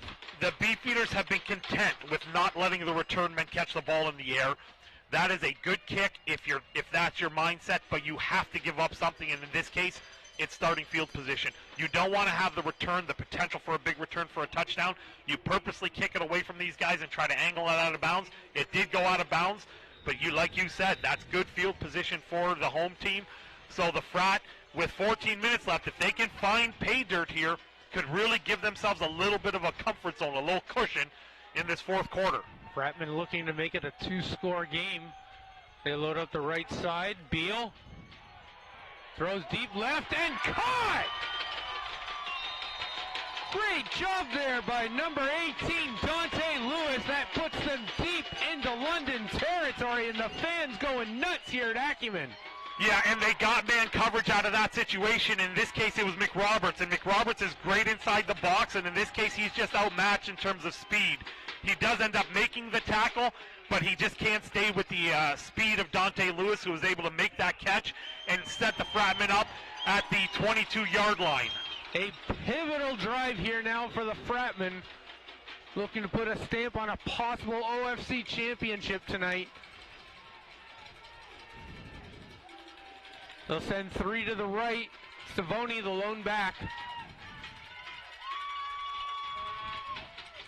Beal, back to pass, throws up the middle. Almost intercepted in and out of the hands of number 24, Jarrett Hicks. That brings up second down. Yeah, he almost threaded the needle there. You'll see on the replay, he's got a clean pocket. He's going over the post, right in the middle there, almost through the hands of one and through the hands of the other. And unfortunately, an incomplete pass. Now the Beefeaters are going to try to dial up some pressure and maybe get them into a longer field goal situation. But they have to bend and not break, because if they can give up a field goal, it's still a one-score game at 8. Same set, Savoni lone in the back. And just a quick pitch to Savoni. Rushes up to the 10. That's going to be more than enough for first and goal. The Fratmen are pushing deep. A little screen pass. Get Savoni. He's been a little lost in the second half here. He's your best offensive weapon. He was the offensive player of the year. Get him the ball no matter how. They did. First and goal. I'm guessing you got 3 downs here to score and get pay dirt. Whole right side of the field's open. They spread it out. Hand off to Savoni. Hits off one tackle, but goes down on the second one. Tackle made by Nick Samus. Gain of 3, though. It's going to bring up second down. Man, Jacob Savoni broke that first tackle and had a head of steam. It is unbelievable how strong he is. He gets through that first contact point and still moves forward for it despite being hit sideways. That's going to bring up a second and goal at the 4-yard line. This kid here has been a man amongst boys this year. He's running tough. I know he doesn't necessarily have a 100-yard game. If he can find pay dirt here, it just validates everything he's done all year long. David Riem coming into the backfield now for the Fratmen, along with Savoni. Roll out by Beal. Little quick throw, touchdown Fratmen! Dante Lewis! And the Fratmen get their first trip to the end zone and take a big lead with 11:18 left in the fourth. And the one thing the Fratmen haven't done all game long is any kind of play action. They have not. This time, everyone in the house bought that Savoni was going for it. They do a little inside run and a boot action on what I know Coach LaChanze called 70-type protection. You'll see the fake. Savoni, everyone buys it. Beal could have ran it in himself, but then he says, guess what? Easy pitch and catch. Dante Lewis is going to pay dirt for me, and he does that, and now the ensuing kickoff to make it 12-0. Well, we'll hope as Holloway gets An easy chance, and he puts it through. So yes, 12-0, the Fratmen lead with just 11 and change remaining here in the fourth quarter of this OFC title game. The Canadian Bowl is on the line for the winner of this game. What a great job by the offensive line selling out to that run, and they secured that edge. And when you give your quarterback a two-way go of it, a run or a throw, the defense is so vulnerable. What a timing of that play call. You haven't shown it all game. Sometimes you only need to make one really, really good play call at a critical point to be the difference. And when coaches sometimes say, okay, I don't want to be the focal point, every once in a while you make that one call. Great decision, great read by all parties involved there. The Beefeaters were holding tight, and they have taken away Savoni so much that, of course, they bought into that. I'm not going to blame the Beefeaters, their defense, or their staff, because they were taking away the number one offensive weapon. Force somebody else to beat you. And for the Fratmen, that was Dante Lewis from that man, Michael Beal. Michael Beal having a day on the sidelines, revving up the crowd as they kick it off, and it's going to land out of bounds. Smart play there by Drew Lawrence to just let it go out, and they'll get good field position to start this drive. Legal procedure on the kickoff. Number 30, St. Clair, be first. Yeah, that was not the ideal situation because you're going to give the Beefeaters in the 40-yard line to start. But, I mean, I'm okay with that at this point in time. Just don't give them a big return. And we take a look here, again, Jacob Savoni and Jordan Fletcher. There's your offensive and defensive player of the years, respectively. Tremendous. Both players have had a good year. We haven't heard too much from Jordan Fletcher yet in terms of the pass rush. Those 8 sacks do stand out for me. But we know there's the man right there, Jacob Savoni. He's not 100%. Like many of the players right now at this point in the season, you're never going to be 100%. But he's had a great year. Clark McCown got to get something going now as the Fratmen bring the rush. He takes it up himself and gets it maybe to the line of scrimmage. They might have got a yard there. Good rush by the St. Clair defense. That'll bring up second down. Yeah, and he'll pay the price if that's the case. The back-end coverage was fantastic. They only brought 4. And again, they're okay if McCallum runs. And he does get sandwiched on there as Anthony Grib. And it looked like that was Braden McDougall who put that sandwich tackle together. And McCallum took a big hit for 2 yards. So a huge 2nd and 8 here. You got to imagine we're getting down to 3-down territory with just a little over 10 minutes left. McCallum sending everyone, throws to his left. And it's going to be incomplete, looking for Mitchell Spence. Bit of a bump up there.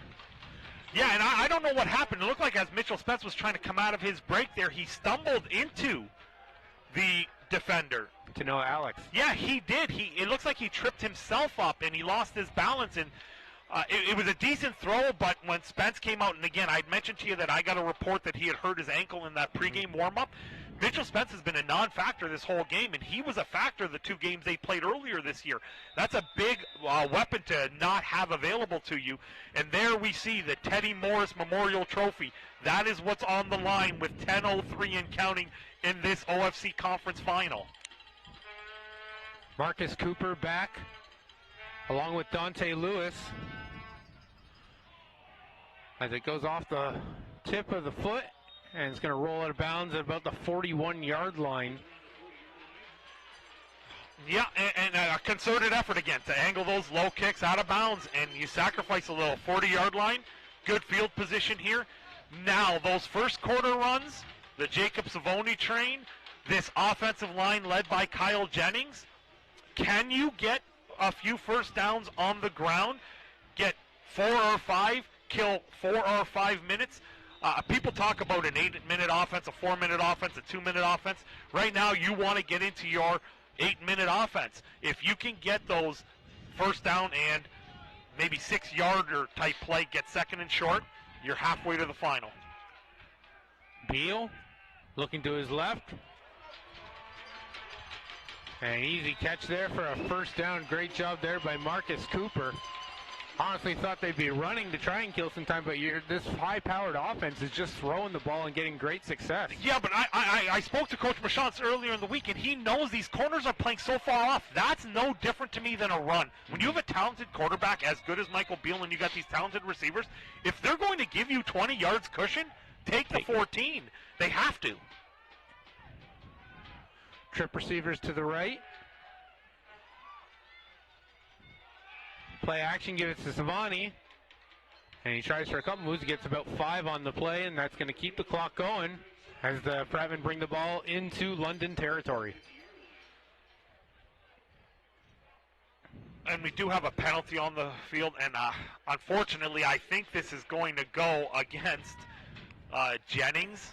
We'll get the call here. Holding. Hold. Number 69, St. Clair, 10-yard penalty. Replay first down.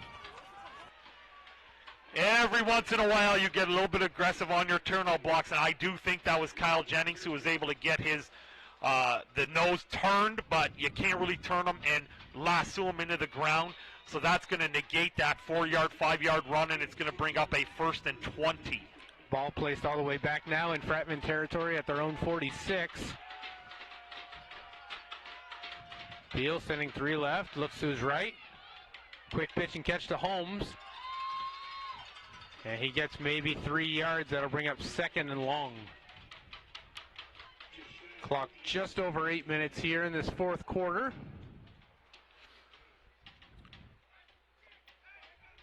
And to me, that's just a simple play. Hey, if your best player, here's the graphic, in 3 seasons there, look at the production, the touchdowns, look at the yards. He doesn't get a tremendous volume of catches in that he averages 4 catches a game, but look at the yards he gets and then the touchdowns. A third of his receptions this year, Brian, were touchdowns. That's unbelievable.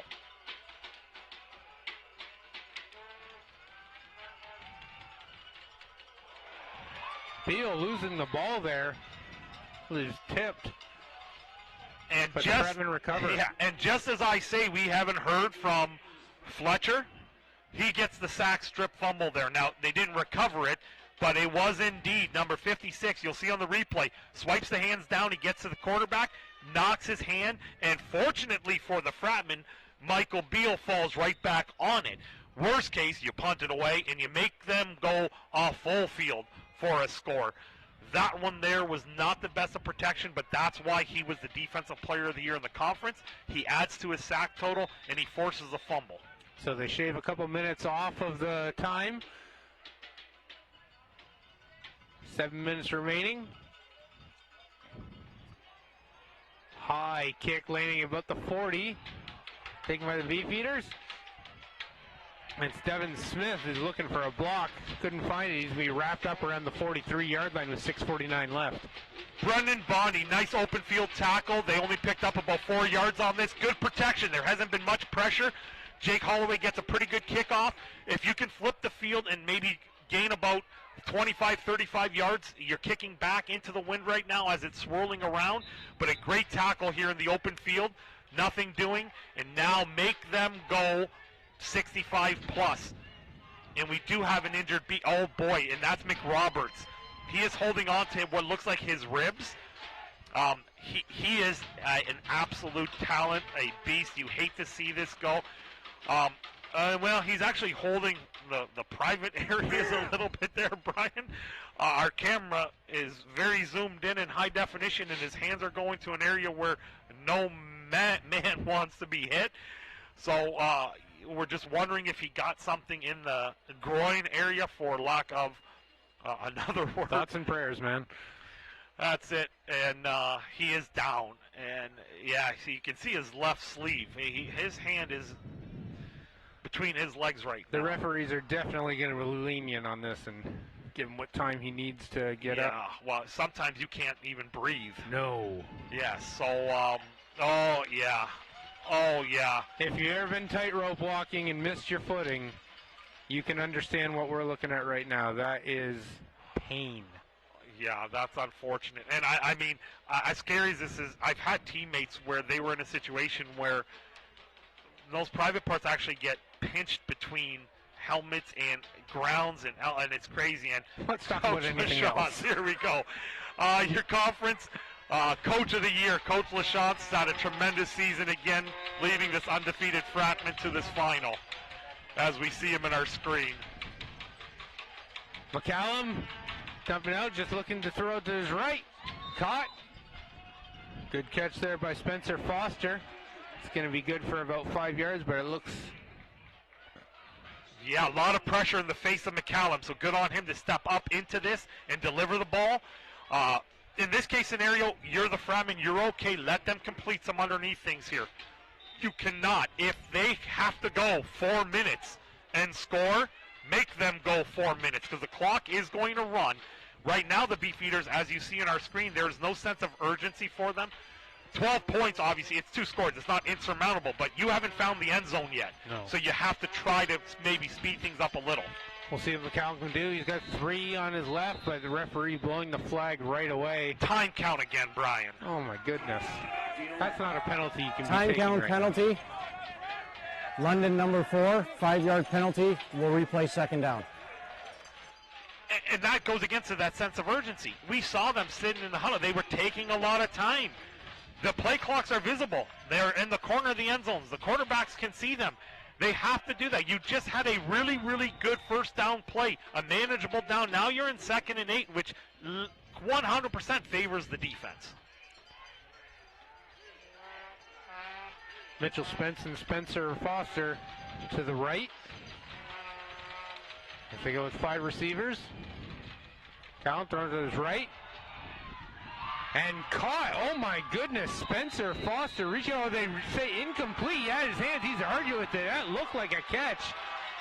Yeah, but I think hold on to it. Yeah, it looked like both players had their hands inside there, and you still have to come down and complete it because you have to make a move. The process, and the fact is, it's part of that process. Like, it's different if you're in the end zone, but this went up for it, and when they both went down, you have to sustain the fall.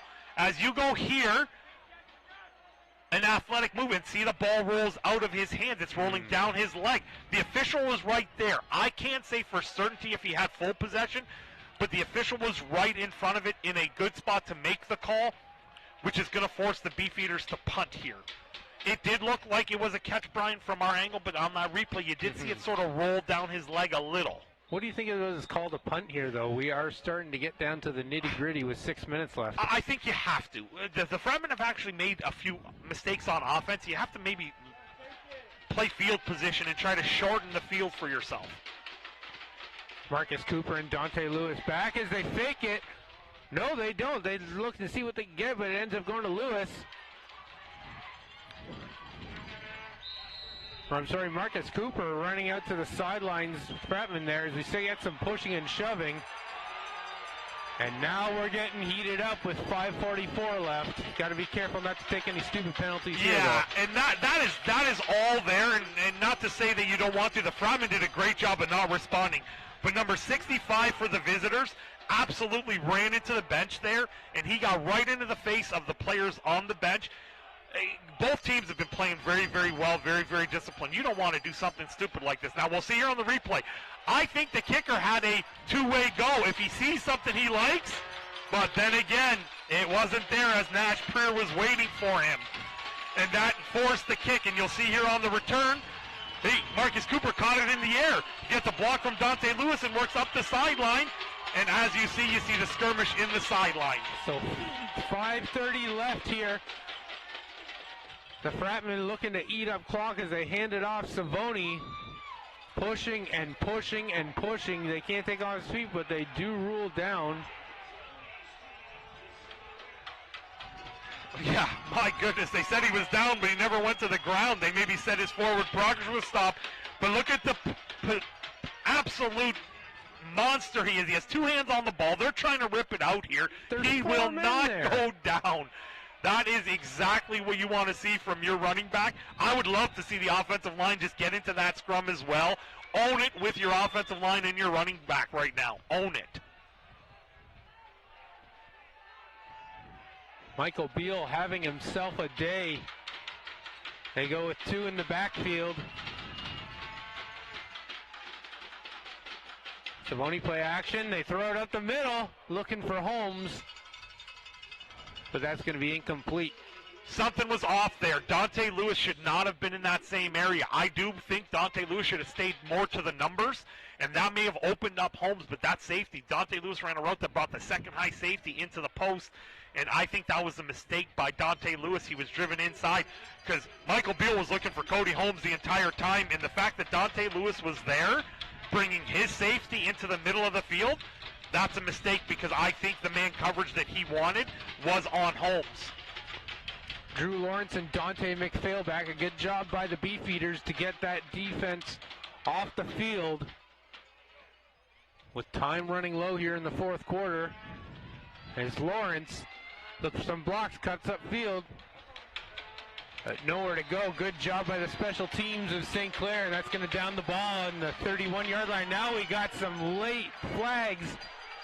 Yeah, this looks like it's going to be against the Beefeaters. That guy just went and yelled and taunted and jammed the tackler. Number 33, once again, Brendan Bondi in the play, and we'll get the call here from Brent Webster. Unnecessary roughness. London, number 31, 15-yard penalty, first down London. You are still in the game, Brian. It's 12-0. You still have your timeouts. You still have a chance to win a conference final. Don't shoot yourself in the foot. Good kick here. You catch the ball in the air. You try to get whatever you possibly can out of this. But guess what? The coverage was there. They're going to make the tackle at some point in time. And you can't get up and you can't go spouting and yelling and screaming and having a fit when you're in the middle of this game.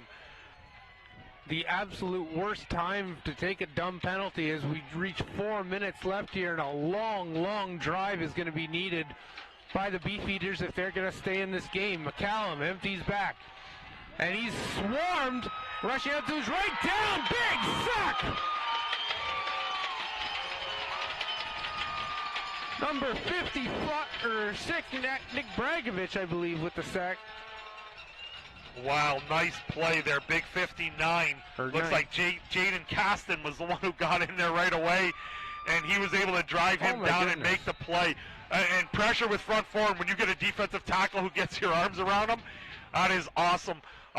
Again, big D tackles don't get usually a lot of chances at sacks, and he made the most of his situation there. 2nd and 17 now, just a little over 3 minutes left. And it looks like we're going to get a timeout by the Fratmen. Clair. Yeah, there were some late substitutions going out there, and I knew, just looking at it, Braden McDougall turned to the sideline and said, hey, something's not right here. You're up 12-0. You can't take those timeouts with you to your next game. You got to use them now. Use it now. Make sure you get the right defense on the field. As you see Coach Norton and Coach LaChante's in the screen, and I know Coach Morenzi's in the defensive huddle right now just telling the guys, down in distance, it's 2nd and 17. Know where the sticks are. Keep everything in front of you. Let our pressure from our front four get there. But make sure you do your job and do not jump any under. Make them go 100 yards in 4 minutes. Do not let them go 100 yards in 40 seconds. If the Beefeaters have anything left in the playbook, now is the time to break it out. They need 2 scores, and they need 2 scores fast. They're looking at a long 2nd and 17 now, back on their own 10-yard line. A tall order against this St. Clair defense, looking to put up a shutout on a championship game. Bring their first to St. Clair, and the first to this beautiful stadium, as McCallum throws it up off the hands of the receiver, and incomplete pass drop by number 29, Jeffrey Clubine. And now 3rd down, you almost have to go for it, but you're so far back, you almost have to punt too. There's no good option here for the Beefeaters. Well, there is one option, which I believe they will exercise. They have to flip the field. I think you give up the safety. 14 is still 2 touchdown game. You give up the safety, and if the Fratmen opt to take the ball at the 35-yard line, if you can get a quick 2 and out, you can get the field position back a little bit better. I would not be surprised if you concede this. Now, they're not going to be running around killing clock. If he gets this, he's going to take an immediate knee. So I would not be surprised if they exercise that option, and I would not be letting him kick it and trying an onside. I'd be taking it at the 35 if I'm the Frat. Clock running just under 3 minutes now. And snap goes low. Well, they did take their time taking the knee. Yeah, I don't know what you're trying to fake and like what you're trying to do there. You need time on the clock. Why waste 3-4 more I don't seconds? get that one bit. Take the knee. That's as simple as you can make it. You know. Now it looks like Coach LaChance is already sending the offense out on the field because I see all the offensive linemen walking out there, and the fans are ecstatic right now as they see a 14-0 lead. We're under the 3-minute warning now at 2:52. So you can expect a full dose of Jacob Savoni, even if it's run, punt. You got to give yourself the best opportunity to win and either force London to use both their timeouts on this drive or grind out the clock on the ground. Hats off to this crowd here at Acumen Stadium. No one obviously leaving on a championship game like this, braving the cold. It has been loud. It has been wild here tonight. So start on the 35-yard line for Michael Beal.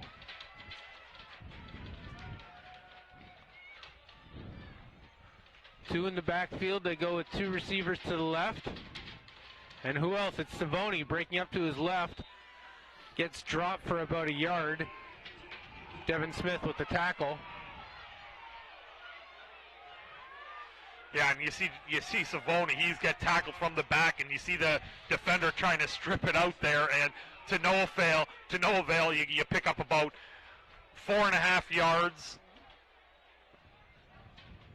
Actually, the spot is now, it ends up 1. It looked like he picked up 4 from the initial spot, but maybe somebody else came in and said no, his knee was down a little earlier. Either way, the clock's going to run. I suspect maybe after this play you might get a timeout out of London. Beal letting time bleed off the play clock. Get it down as much as he can. Hands it right back up to Savoni. Power up the middle. And gets about 3 yards on the play. That's going to bring up third down. They did what they had to do there. They bled some time off the clock.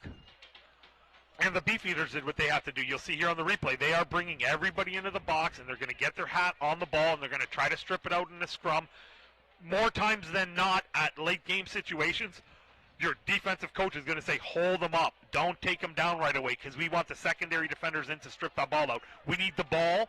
We need the ball, and we need it on the short field. Jake Holloway coming in for the punt. So now we're just getting mass substitutions. Please so the referee's reset going to allow the for the play clock to substitutions 17 seconds. Drew Lawrence and Devin Smith back for the Beefeaters. Standing at their own 35.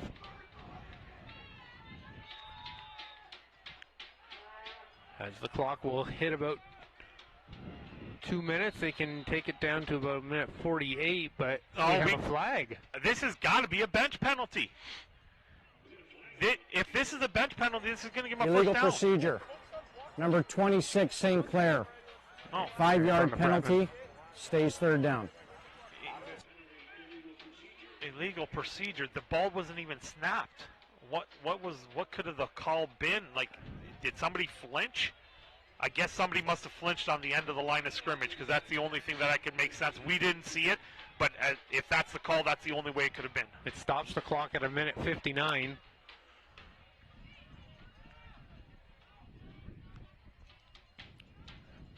As the ball goes over his head and back in the end zone, slips. Touchdown, London. Oh my goodness. Jake Holloway having a hard time, the ball going over his head, having a hard time picking it up, and now touchdown London. Oh my goodness. Shades of what happened last time. No chance for Jake Holloway. This ball just sailed over his head. Just fall on it. Once it gets into the end zone, fall on it. And unfortunately, he does not. So we compound one error with another error, resulting in a touchdown. And oh my goodness, they still have 2 timeouts remaining and a minute 49 on the clock. And this could be a 7-point game if this convert is indeed made. And what a monumental mistake and a turn of events in favor of the visiting Beefeaters. Extra point is through. So 2 points turn into 7, and it's the special teams rather that get on the board first for the London Beefeaters. Yeah, well, that was a gift. That wasn't so much the special teams as it was just a gaff. It's Matt O'Neill who's the long center, and that ball sailed right over Jake Holloway's head.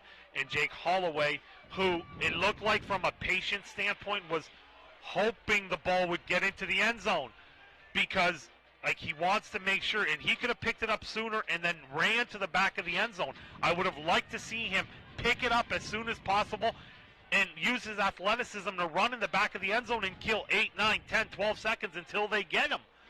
But unfortunately, he was a little lackadaisical on the ball, and now you have a situation where the Beefeaters, I don't think, even need to try an onside kick here.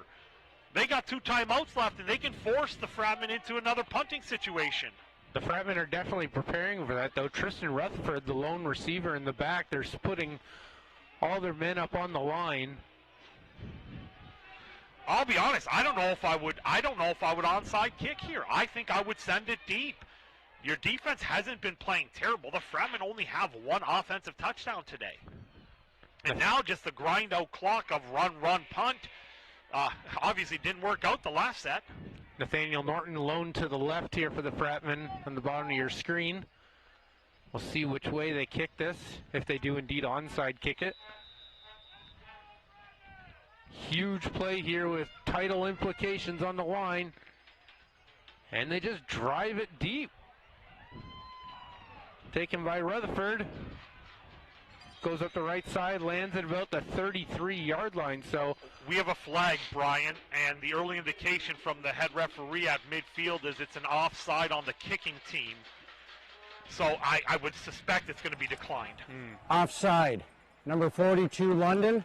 That penalty is declined. First down, St. Clair. Okay, now it's going to be, frankly, the game is now squarely going to be in the hands of your offensive all-stars. You've got 2 offensive all-stars on the offensive line. You have the all-star quarterback, all-star running back, and you have 2 all-star receivers. 5 of the 12 on the field right now. And Dante Lewis is, quite frankly, an all-star as a special teamer on the field right now. So 6 guys are all-stars. Those 6 guys, somebody has to make that critical play to give them the first down they need to win this game. 2 receivers on either side for Beal.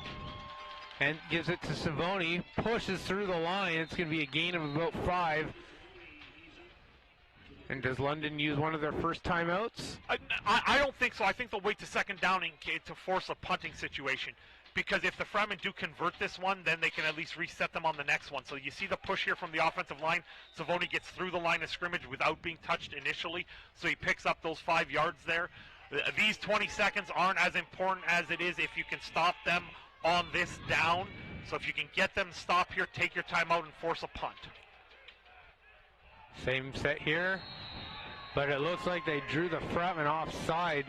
Number 68 there, Cameron Embry. Illegal procedure. Number 68, St. Clair. 5-yard penalty. Replay second down. And you do any kind of delayed snap count trying to bleed the clock out, their momentum rolls forward. Most offensive linemen are a little top heavy, and that's exactly what happened, and that's going to put them back in that 2nd and 10.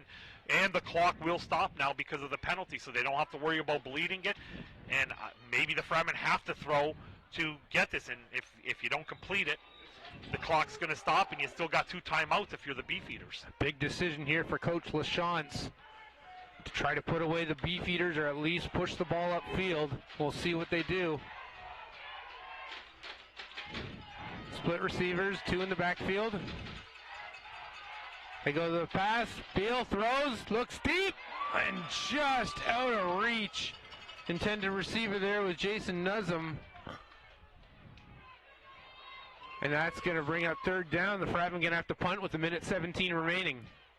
Yeah, clock stopped. 2 timeouts left for the visitors. And they went for it. They went for the home run play. They went for the deep pass. Dante Lewis was open. It's just outside his reach as he was diving for the ball. And that's going to come down to a last drive, if you will. Wow, what a turn of events in the last couple minutes of this game. Keep the snap low here, they're saying on the sidelines.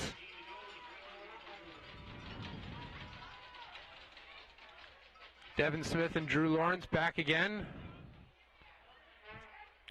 It's going to be Lawrence picking up the ball at the 42. He's got open field on the right side. He's going to be digging towards the sideline, makes a cut. And ball be down at about the 52-yard line on the Fratmen side with 1:06 remaining. This could be the game. Yeah, and it looks like it's number 92 who made that big hit initially. But I'll tell you right now, I saw a peel back block there that was missed. You'll see here on the replay at the bottom of our screen here, you'll see one of the Beefeater players work back towards the ball carrier and absolutely blast somebody. You cannot work back towards your own end zone and lay somebody out, and it should be coming in the bottom of our screen right here, right there. That should have been called. That's a peel back blindside block. McCallum, nobody in the backfield. Those to his right, caught! First down. Devin Smith on the catch. That's going to move the sticks. And stop the clock with $1:01. We'll see on the replay, just a little inside out. They ran somebody vertical and they get somebody on the coming out, and they were able to complete that, get out of bounds, get the first down, and now they are definitely within scoring zone. Ball spotted at the 41-yard line.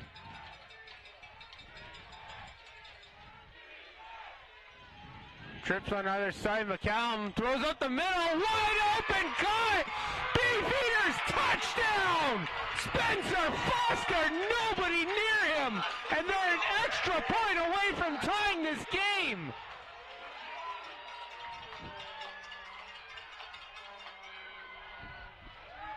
Wow.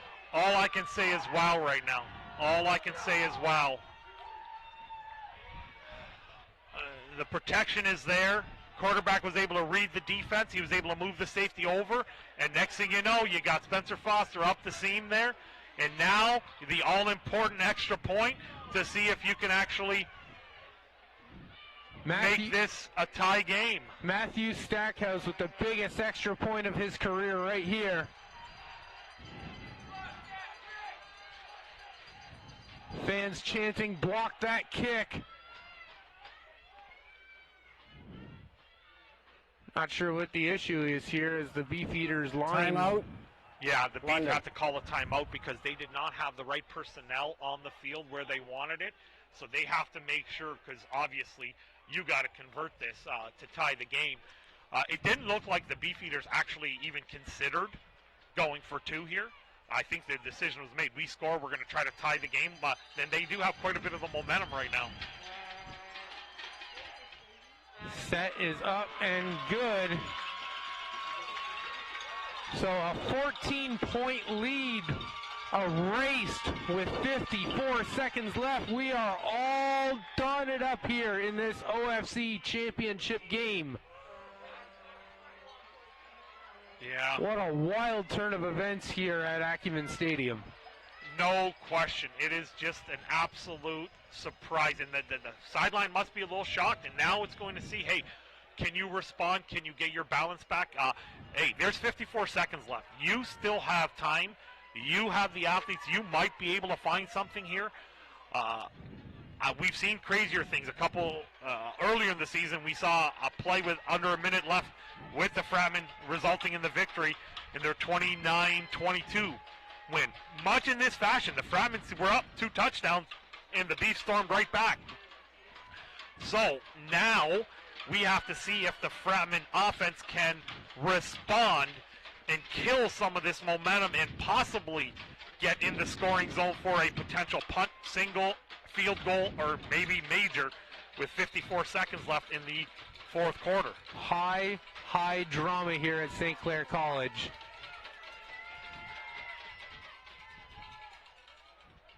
Kick going down. Marcus Cooper picking up at the sideline. Looks for a block. Keeps trying to go side, and he fumbles and it's landed on by London! Are you kidding me? The London Beefeaters, down 2 touchdowns with minutes remaining, now have the ball in the red zone with 45 seconds left. Well, What were the Vegas odds a little while ago in this, but I don't my know. goodness. If there were live odds with just around 2 minutes left in the game and the Fratmen up 14-0 here. And, I mean, Marcus Cooper trying to make something special happen here. Like, I don't know, maybe let this ball bounce out of bounds. You'll get it at the 40-yard line, but instead he tries to get a big, big play out of it. And unfortunately for him, this ball is absolutely popped out on contact, and it looked like it was maybe even number 8 who forced that. They go Wildcat, direct snap. And Devin Smith charges ahead. He's going to get enough for the first down. It'll be first and goal at the 8. Beefeaters with 39 seconds and a timeout still in their pocket. Yeah, but I see a flag on the field, and I'm not sure if... We've down Fratmen as well. Yeah, I'm not sure if it fell out of the referee's hand, because I saw him pick it right back up again. So they're going to have this discussion here, and we'll see if there was indeed. Because one came down, but then he picked it up, so I'm not sure if it just fell out of his mitts or there was an actual foul on the play here.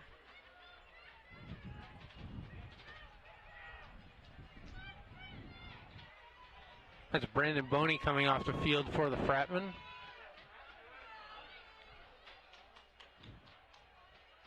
Doesn't look like there's any calls. The referee holding onto the ball on the 8. Yeah, so maybe I missaw, but I did think I saw something in there, and it could have just easily just slipped out of his pocket. But either way, they are set up deep in the Fratmen territory here, and they can bleed this clock down and kick the single, punt single, whatever it is. Under 30 seconds left. Right back to Smith and the Wildcat. Pushes forward, goes down to about the 4. That'll bring up second down. Clock stopping at 19 seconds.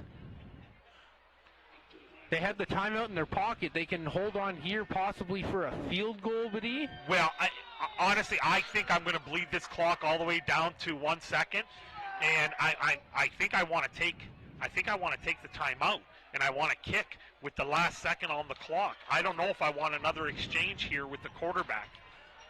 McCallum will get the ball, but we have whistles. Yeah, it looked like there's a timeout from the sideline. So London using their last timeout with 2 seconds left. Yeah, because that was very puzzling. It looked like McCallum just took the snap there like they were going to run a play. If they ran the play and didn't get the point, then you got a tie game. I just was completely baffled by how they lined up. Like, it's different if he was under center and he wanted to take a quick knee and then call the timeout, but no, they lined up and the sideline called the timeout. So here we go. The conference final on the line, 2 seconds, which will amount to the last play of the game. And I mean, if you're the Beefeaters, there's only one thing you can't have happen if this kick goes up. It cannot hit the upright and fall back into the field of play. It's got to be a clean exchange. We'll see who takes the kick here for London. It's an extra point. That is where you line up for the extra point, so you're mounting it. Oh, they're lining up for a punt. They're trying to punt this through the end zone here. They're not even going for the extra point. It is punt formation. It's Leo Centeno. Takes it, punts it through the uprights, out of bounds, and the London Beefeaters come back from 14-0 down with minutes remaining and are your 2021 OFC championship, and we're off to the Canadian Bowl. Wow, what an absolute collapse. Yeah, what an absolute finish. What a finish! If you would have bet anything on this finish here, I don't think you would have made out on any money there. There's London players just in disbelief right now on what has just happened here at Acumen Stadium. Yeah, the 2021 OFC champions are the London Beefeaters. And this is a heartbreaking finish for those graduating seniors who are in their last year after having sit out last year and had to were hoping to avenge their loss. And unfortunately, the Beefeaters do come up on the top end of this 15-14. Absolutely wild scene. Fans starting to file up with a big London contingent who came for this game. They can't believe what they've seen. So many early penalties by London in this game. had you thinking St. Clair would push and push and push. And a great job by St. Clair's offense today, and their defense, tremendous job too. It was just, what, 2 bad plays that ended up really costing the St. Clair team tonight. Well, when push comes to shove, in championship games, it always comes down to who really makes the last mistake. And the last mistakes were by the home team, and the visitors stayed in it. The visitors tried to shoot themselves in the foot with some late chirpy penalties, and then the Fratmen let them in. They opened the window with the special teams blunder, and the reward is they stayed in the game. They stayed in the game long enough. It was never out of reach. Brian, I mentioned to you, I would not be surprised if they concede the safety late in the game to make it 14-0, because you can come back from that. And sure enough, they came back from it. And you can just see the jubilation from the visitors. I'm in shock. What a finish to this championship game. As London just celebrating all over the sidelines, St. Clair players taking this in. We're going to have a trophy presentation coming up soon. As you see the Canadian Bowl happening 2 weeks' time, it will be Langley traveling all the way to London for that Canadian Bowl championship. Wow. Wow. I'm stunned. I am as well. What a finish. I am, and I'm sure we're going to get some sideline reporting coming in with the champion visitors coming down. Let's send it down to Dom.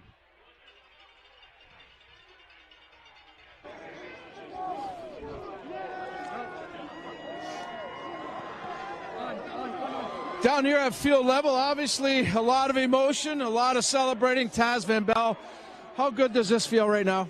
It's amazing, man. So much blood, sweat, and tears win this year. Coming down here and having a game like this, knowing we'd always be a second half team and they're always going to be a team so strong. We know we just held them in the first half, we'd have a chance second half, and look where we are now, back to back. 14-0 late in the game. What's the thoughts on the bench, and what are the guys saying? Like, what? Keep going.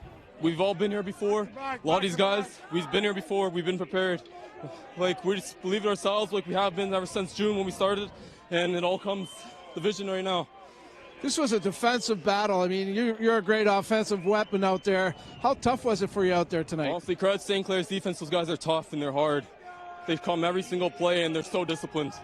Also, it came down just who wanted it more tonight. And when they lost their focus, we got ours, and that's what shows. And of course, your defense was pretty good tonight too. Those guys have been preparing for St. Clair since second game we played them. After we lost to them in week 7 or week 8, we've been ready. Every week's been preparation for them, and it showed tonight. Taz, go celebrate. Congratulations. Thank you. Taz Van Bell, an outstanding player. We're going to get over to the trophy presentation. Hang in there with us. We'll get you more reaction down here. Thanks, Dom. Back up here. Brian Thompson, Badi Kwa. We're still getting over that finish as we're getting ready for the trophy presentation. Yeah, but a well-earned game for these Beefeaters. They never stayed out of it, even when their backs were against the wall, even with the penalties. They kept going. They kept going. This is a team that deserves to be in the final. And it took the third chance to beat this St. Clair team. Yeah, and as you see, there's the trophy there, and it's going to be Darren Kiketto, who is the OFC president, former teammate of mine here at the Fratmen. Let's send it down to the field. You start, but it's always how you finish. Yes, sir. Windsor doesn't know. Yes, sir. It ain't over till the fat lady sings. Let's go. Let's go. Oh. What a finish. What a finish. Let him speak. Let the man speak. Let the man speak. Oh, shit.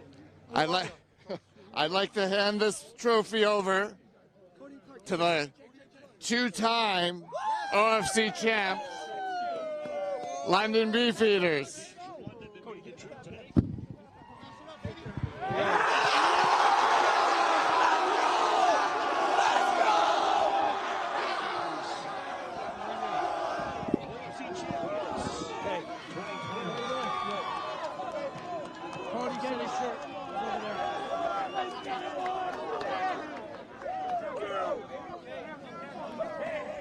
Calvin, tell him to take the camera up top.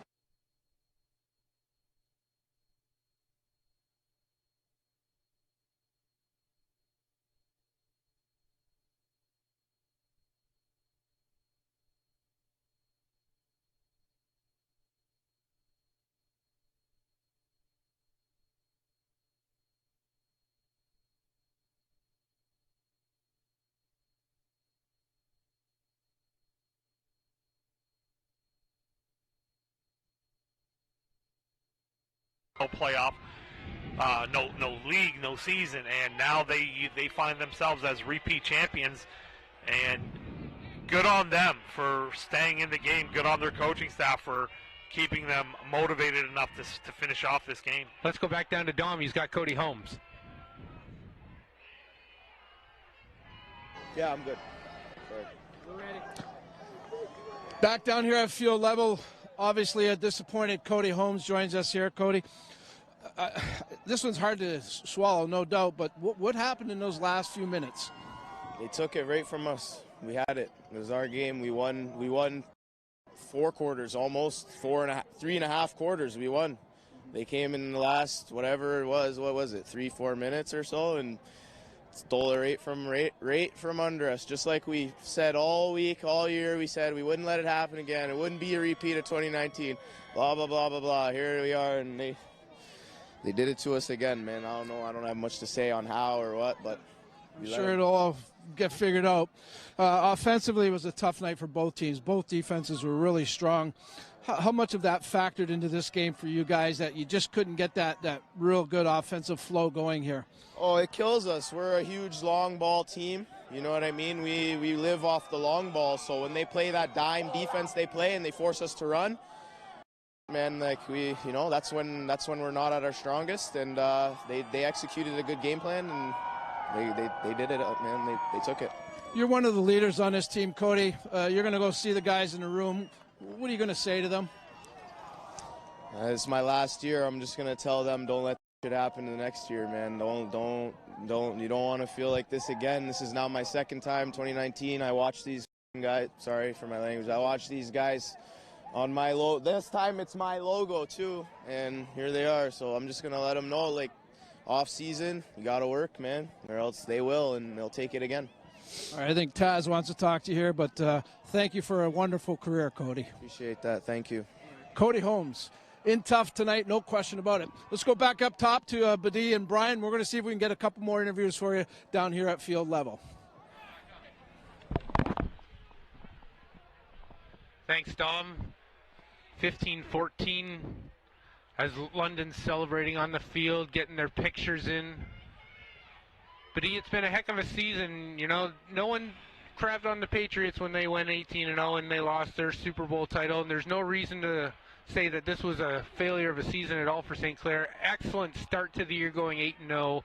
They won their big playoff game last week against Quincy, just falling short here. You have to look at a successful season for the Fratmen.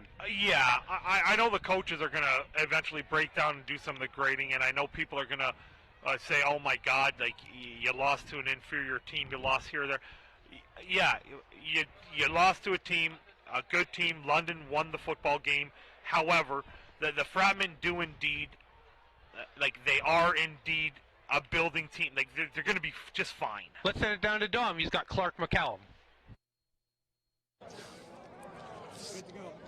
All right, back down here at field level, Clark McCallum, the outstanding quarterback of the Beefeaters, joins us. And you just mentioned to me, Clark, that it's sweet to win in November. No doubt about it. Another Canadian Bowl opportunity for your squad. But just the way you guys won this game, how much will that help you going into that Canadian Bowl? We're at an all-time high, right? Football's a magical game, right? What was it? We were down 14 points with 3 minutes left, was it? 3 or 4 minutes, yeah. 3 big plays, and then we won the game. That's what you love football for, though. Like, it's the highest of highs and the lowest of lows, and lucky for us. But I'll say lucky, but we worked our asses off all year for this too, right? Obviously, you're down 14-0 late in the game. I guess the key there is that you never did get down. There was always still belief there. Man, we battled, right? Like, we showed. Windsor's shown as well. We're the best 2 teams in the OFC right now, right? Like, it may be a different story when they play a different team. Not anything against that. There's some young teams, that's it. But when they play us, we're not going to get pushed around. We came down here again. It's not fun coming down here as an opponent. We got some rowdy fans. They're great players, physical players, just like our team. But that's football. That's what you love to play football for, right? You don't want to go into a game and win by a blowout. I don't know if it's common to win how we won tonight, but it sure is sweet. Absolutely, I can imagine. Now, how do you prepare? I mean, I'm sure you're going to celebrate for a couple of days maybe, but obviously there's one more game to be played here, and you got it at home too, so it's a national championship. Just a quick thought about getting into that and how the team will prepare, Clark.